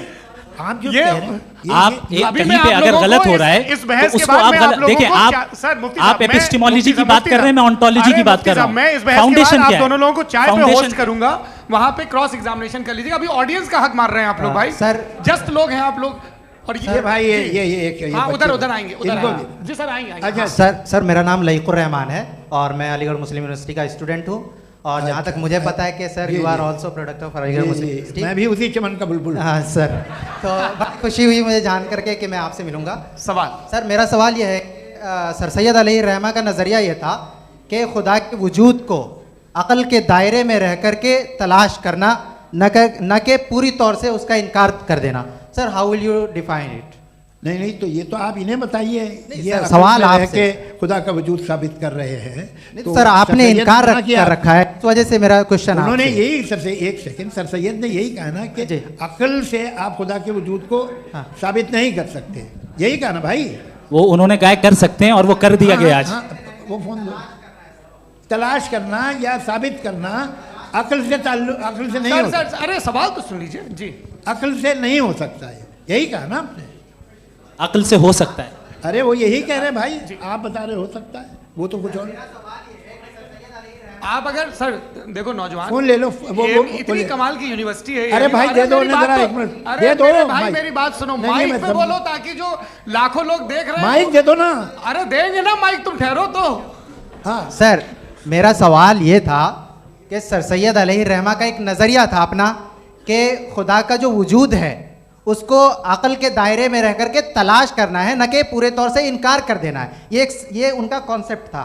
लेकिन मेरा सवाल ये है कि आप इसको कैसे डिफाइन करते हैं, एक्सप्लेन कैसे करेंगे, मैं आपसे जानना चाहता हूँ, क्योंकि you are the product of Aligarh Muslim University. मुझे अक़ल के दायरे में रख के मैंने बहुत तलाश की, मुझे मिला नहीं। हाँ ये इधर वो चश्मा लगाए जो, हाँ उनको दे दीजिए। जी जी फटाफट पूछिए, बस 5 मिनट है, 5 मिनट में खत्म हो रहा है। हाँ अस्सलाम वालेकुम मुफ्ती साहब, एंड मेरा सवाल जावेद अख्तर साहब से। क्या नाम है आपका? अरे भैया सब मुझे जब पूछ रहे हो। फैज पूछिए फैज साहब। तो मेरा सवाल ये है कि अभी जो एथियस्ट है वो problem of evil argument use कर रहे हैं अगेंस्ट मुस्लिम्स, राइट? कि इस दुनिया में इतना सारा ईविल है और अगेंस्ट मुस्लिम तो यहाँ अगेंस्ट थियस्ट। हाँ थोड़ा सा करेक्ट कर लीजिए भाई, पूरी मशक्कत इसी बात की थी कि किसी एक मजहब पे बात ना टिके। जी, तो बेसिकली ये आर्गुमेंट ऐसा है कि इस दुनिया में इतना ज़्यादा ईवल एग्जिस्ट करता है और अगर एक ऑल गुड गॉड है तो वो रोकता क्यों नहीं है? लेकिन इस सवाल में एक हिडन अजम्पशन ये है कि इस दुनिया में ईवल एग्जिस्ट करता है। अब एथियस्ट ही कैसे ऑन्टोलॉजिकली प्रूव कर सकते हैं कि इस दुनिया में ईवल एग्जिस्ट करता है? मैं आपको बताता हूँ, थोड़ा सा समझा। नहीं सर आप हम लोग इनको सुनने आए। नहीं please don't do that. I want to explain ontologically. नहीं हम समझ गए सर, इनको अब जवाब देने दीजिए। अच्छा सवाल पूछ लो। मैं अभी तक क्या था वो मैं थोड़ा सा ऐड ऑन कर लेता हूँ। तुम गुरु, तो हम जब इसका राउंड 13 करेंगे ना तब तुमको स्टेज पे बिठाएंगे। जी तो हाँ जल्दी से। तो देखिए एथियज्म के हिसाब से सब कुछ रैंडमली बन गया है, सब कुछ एटम्स और मॉलिक्यूल्स है। एक पत्थर में और मुझ में सिर्फ इतना फर्क है कि हम लोग एटम्स और मॉलिक्यूल्स का अलग अलग रीअरेंजमेंट है। अब एक पत्थर को कोई इंसान तलवार से 2 टुकड़ों में काट दे या मुझे, according to atheism it is same. There is no evil and good according to atheism. जी अच्छा, फैज साहब का सवाल ये है कि हाँ कोशिश भी करते तो इससे गलत सवाल नहीं कर पाते। एक लाइफ फॉर्म है और लाइफ फॉर्म में फीलिंग्स हैं, मतलब लाइफ फॉर्म सुनता है, देखता है, टेस्ट कर सकता है, फील कर सकता है। तो उसकी जो ये जो क्वालिटी इस बबल में आ गई है वो जानवर में भी है, इंसान में भी है। तो जाहिर है कि उसे कोई तकलीफ पहुंचेगी, तो चूंकि उसके पास वो सेंसिटिविटी है तो मैं करेगा। पत्थर में वो सेंसिटिविटी नहीं है। तो ये क्या सवाल हुआ कि अगर पत्थर को काटा तो पत्थर को तकलीफ नहीं होती, तो आपको काटे तो आपको क्यों तकलीफ होगी? बैठ जाइए। जी हाँ अगला सवाल। हाँ पूछे जी जावेद अख्तर साहब। अरे भैया सब आप लोग मुफ्ती साहब को छोड़ रहे हैं तो मेरे ही पीछे पड़े हैं क्या? फिर चलो बोलो भाई। You asked how God can exist when children die in Gaza. हाँ? You asked how God can exist when children die in Gaza, and you also mentioned the rise of atheism in Europe. But the same events also are leading many atheists and non-believers to turn towards faith. How do you interpret this contradiction, where suffering pushes some away from God, yet brings others closer to belief? देखिए आपको एक बात बताऊं, दुनिया perfect तो कहीं भी नहीं है, हर जगह कुछ खामियां हैं। बेटा एक मिनट, मैं आप ही को कहेंगे, देखो वो तो कुछ खामियां, कमज़ोरियां, खराबियां सब जगह है। लेकिन अगर देखोगे ईमानदारी से कि दुनिया सबसे ज़्यादा महज़ब कहाँ है, एक आम शहरी को कहाँ हुकूक हासिल हैं, वो बोल सकता है, अपनी मर्ज़ी से काम कर सकता है, अपनी मर्ज़ी से राय दे सकता है, हुकूमत के ख़िलाफ़ बोल सकता है, बरसरे इक़्तिदार लोगों के बारे में बोल सकता है, सरमायादारों के ख़िलाफ़ बोल सकता है। तो आपको ये स्कैंडिनेवियन कंट्रीज़ में मिलेगा, वेस्टर्न यूरोप में मिलेगा। मैं नहीं कह रहा वो परफेक्ट है, बिल्कुल नहीं, वहाँ बहुत ख़राबियाँ भी हैं, परफेक्ट तो कोई। लेकिन जिन मुल्कों में, लैटिन अमेरिका देखो, गल्फ़ देखो, वहाँ पर आपको ये ज़रूर है कि रेप नहीं होते होंगे। रेप की ज़रूरत क्या है भाई? उसको तो ख़रीद लो, घर में रखो, सड़क पर रेप करने की क्या ज़रूरत है? मगर सुनिए, मगर हकीकत ये है कि वहाँ शख्सी आज़ादी राय देने की, बोलने की नहीं है। जी ये एक आखिरी सवाल मुफ्ती साहब से। हाँ मैम, इनको माइक दीजिए। शुक्रिया। मेरा नाम मनीषा है, मैं हरियाणा से आई हूँ। मैं मुफ्ती साहब से एक बात पूछना चाहती हूँ। आप बार बार जावेद साहब को कॉन्ट्राडिक्ट तो कर रहे हैं कि आपने ये कहा, लेकिन आप भी अजम्पशंस के बेसिस पे बात कर रहे हैं। आपने खुदा के होने का कौन सा प्रूफ पेश किया है खुदा की एग्जिस्टेंस का? अब इस सवाल को अलग रहने दीजिए, कौन एथीस्ट है कौन नहीं है। और दूसरी बात जो आपने एक छोटी सी कही थी कि ये फ्री विल का इस्तेमाल करता है इंसान अपनी, लेकिन उस फ्री विल का इस्तेमाल में मतलब खुदा ने ये दे दी सबको ये इजाजत कि वो कितना घिनौनापन और कितने ज्यादा खराब से खराब तरीके इस्तेमाल कर सकते हैं। जवाब सुनते जी। आप फ्री विल को मानती है ना, या आप कहती है कि फ्री विल नहीं है ना, मानती है ना? तो अब आपके पास इसका कोई एक्सप्लेनेशन नहीं है कि अगर एक इंसान उस फ्री विल का इस्तेमाल करके गलत काम कर रहा है और बच के अच्छी ज़िंदगी गुजार के निकल जा रहा है, उसका कोई रिकम्पेंस नहीं है। हमारे वर्ल्ड व्यू में जो इंसान गलत काम कर रहा है उसको भी रिकम्पेंस यानी उसका बुरा बदला मिलना है, और जो सही काम कर रहा है उसको सही बदला मिलना है। लिहाजा जो फ्री विल है वो इस तरीके से है कि एक लिमिटेड टाइम तक खुदा ने मोहलत दी है। ऐसा नहीं कि छूट दे दी, जो करना है करते रहो हमेशा। वक्त आएगा जब एग्जाम का टाइम खत्म होगा तब रिजल्ट आएगा, दौराने एग्जाम जबरदस्ती आपको नहीं बताया जाएगा। अरे भाई एक सेकंड, जी, एक सवाल मुफ्ती साहब से मेरा, मुफ्ती साहब से एक सवाल, रुक जाइए, आपसे फोन, आप इसके बाद आपसे माइक यहीं छीन रहेंगे चुका। हाँ, बोलिए। मैं मुफ्ती साहब एक एक ही सेकंड। सवाल करता हूँ कि अगर जो हो रहा है फ्री विल से हो रहा है और एक दिन बरोज़ क़यामत इंसाफ होगा मैशर में वगैरह वगैरह, तो दुआ क्यों मांगते हैं लोग? दुआ मांगते हैं इसके मतलब है अभी भी उसने ये डिपार्टमेंट रखा है कि मैं रोज़मर्रा की ज़िंदगी में इंटरफेयर बिल्कुल बिल्कुल ही कैन। तो तुम कैन हो, तुम मुझे नौकरी दिला देते हो, मेरे बेटे को ग्रीन कार्ड दिला देते हो, और 45,000 बच्चे मरते हो, उन्हें रोकते नहीं हो? नहीं तो क्या आप ये कह रहे हैं कि इस दुनिया में जालिमों को कभी पकड़ी नहीं होती है? अरे जो भी पकड़ होगी वो बच्चे रोते हैं। बिल्कुल, देखिए मैंने अपने ओपनिंग स्टेटमेंट में यही कहा था कि जनाब जावेद साहब सिर्फ इमोशनल आर्गुमेंट देंगे। This is an emotional argument. ये छोटे मोटे इसके पीछे का रीजन मैंने बताया क्या है, देखिए मैं इसके पीछे का रीजन क्या है मैंने बताया। मंच से आप लोगों को सज्जनों इसलिए कह रहा हूं ताकि थोड़ा सा आपके कॉन्शियस पे जोर रहे कि आपको ऑर्डर बचा के रखना है। वक्त तय हुआ था, ये वक्त पूरा हुआ, आपने इतने धैर्यपूर्वक सुना, मैं आप सबका बहुत बहुत शुक्रगुजार हूं। यदि इन दोनों विद्वानों की इच्छा होगी तो कभी हम इस बातचीत का राउंड 2 राउंड 3, यही तो देखिए खूबी है इंसान की कि बहस मुबाहसे में वो पड़ा रहता है। आप लोगों ने बड़े धैर्य का परिचय दिया, बहुत बहुत शुक्रिया। इसी के साथ ये बातचीत यहाँ पे आप समाप्त लोग को होती है। मैं एक बात बता दूं, ये सारी बहस हो गई, अब मुफ्ती साहब और बड़े मुफ्ती साहब इन साथ के साथ मैं खाना खाने वाला हूँ।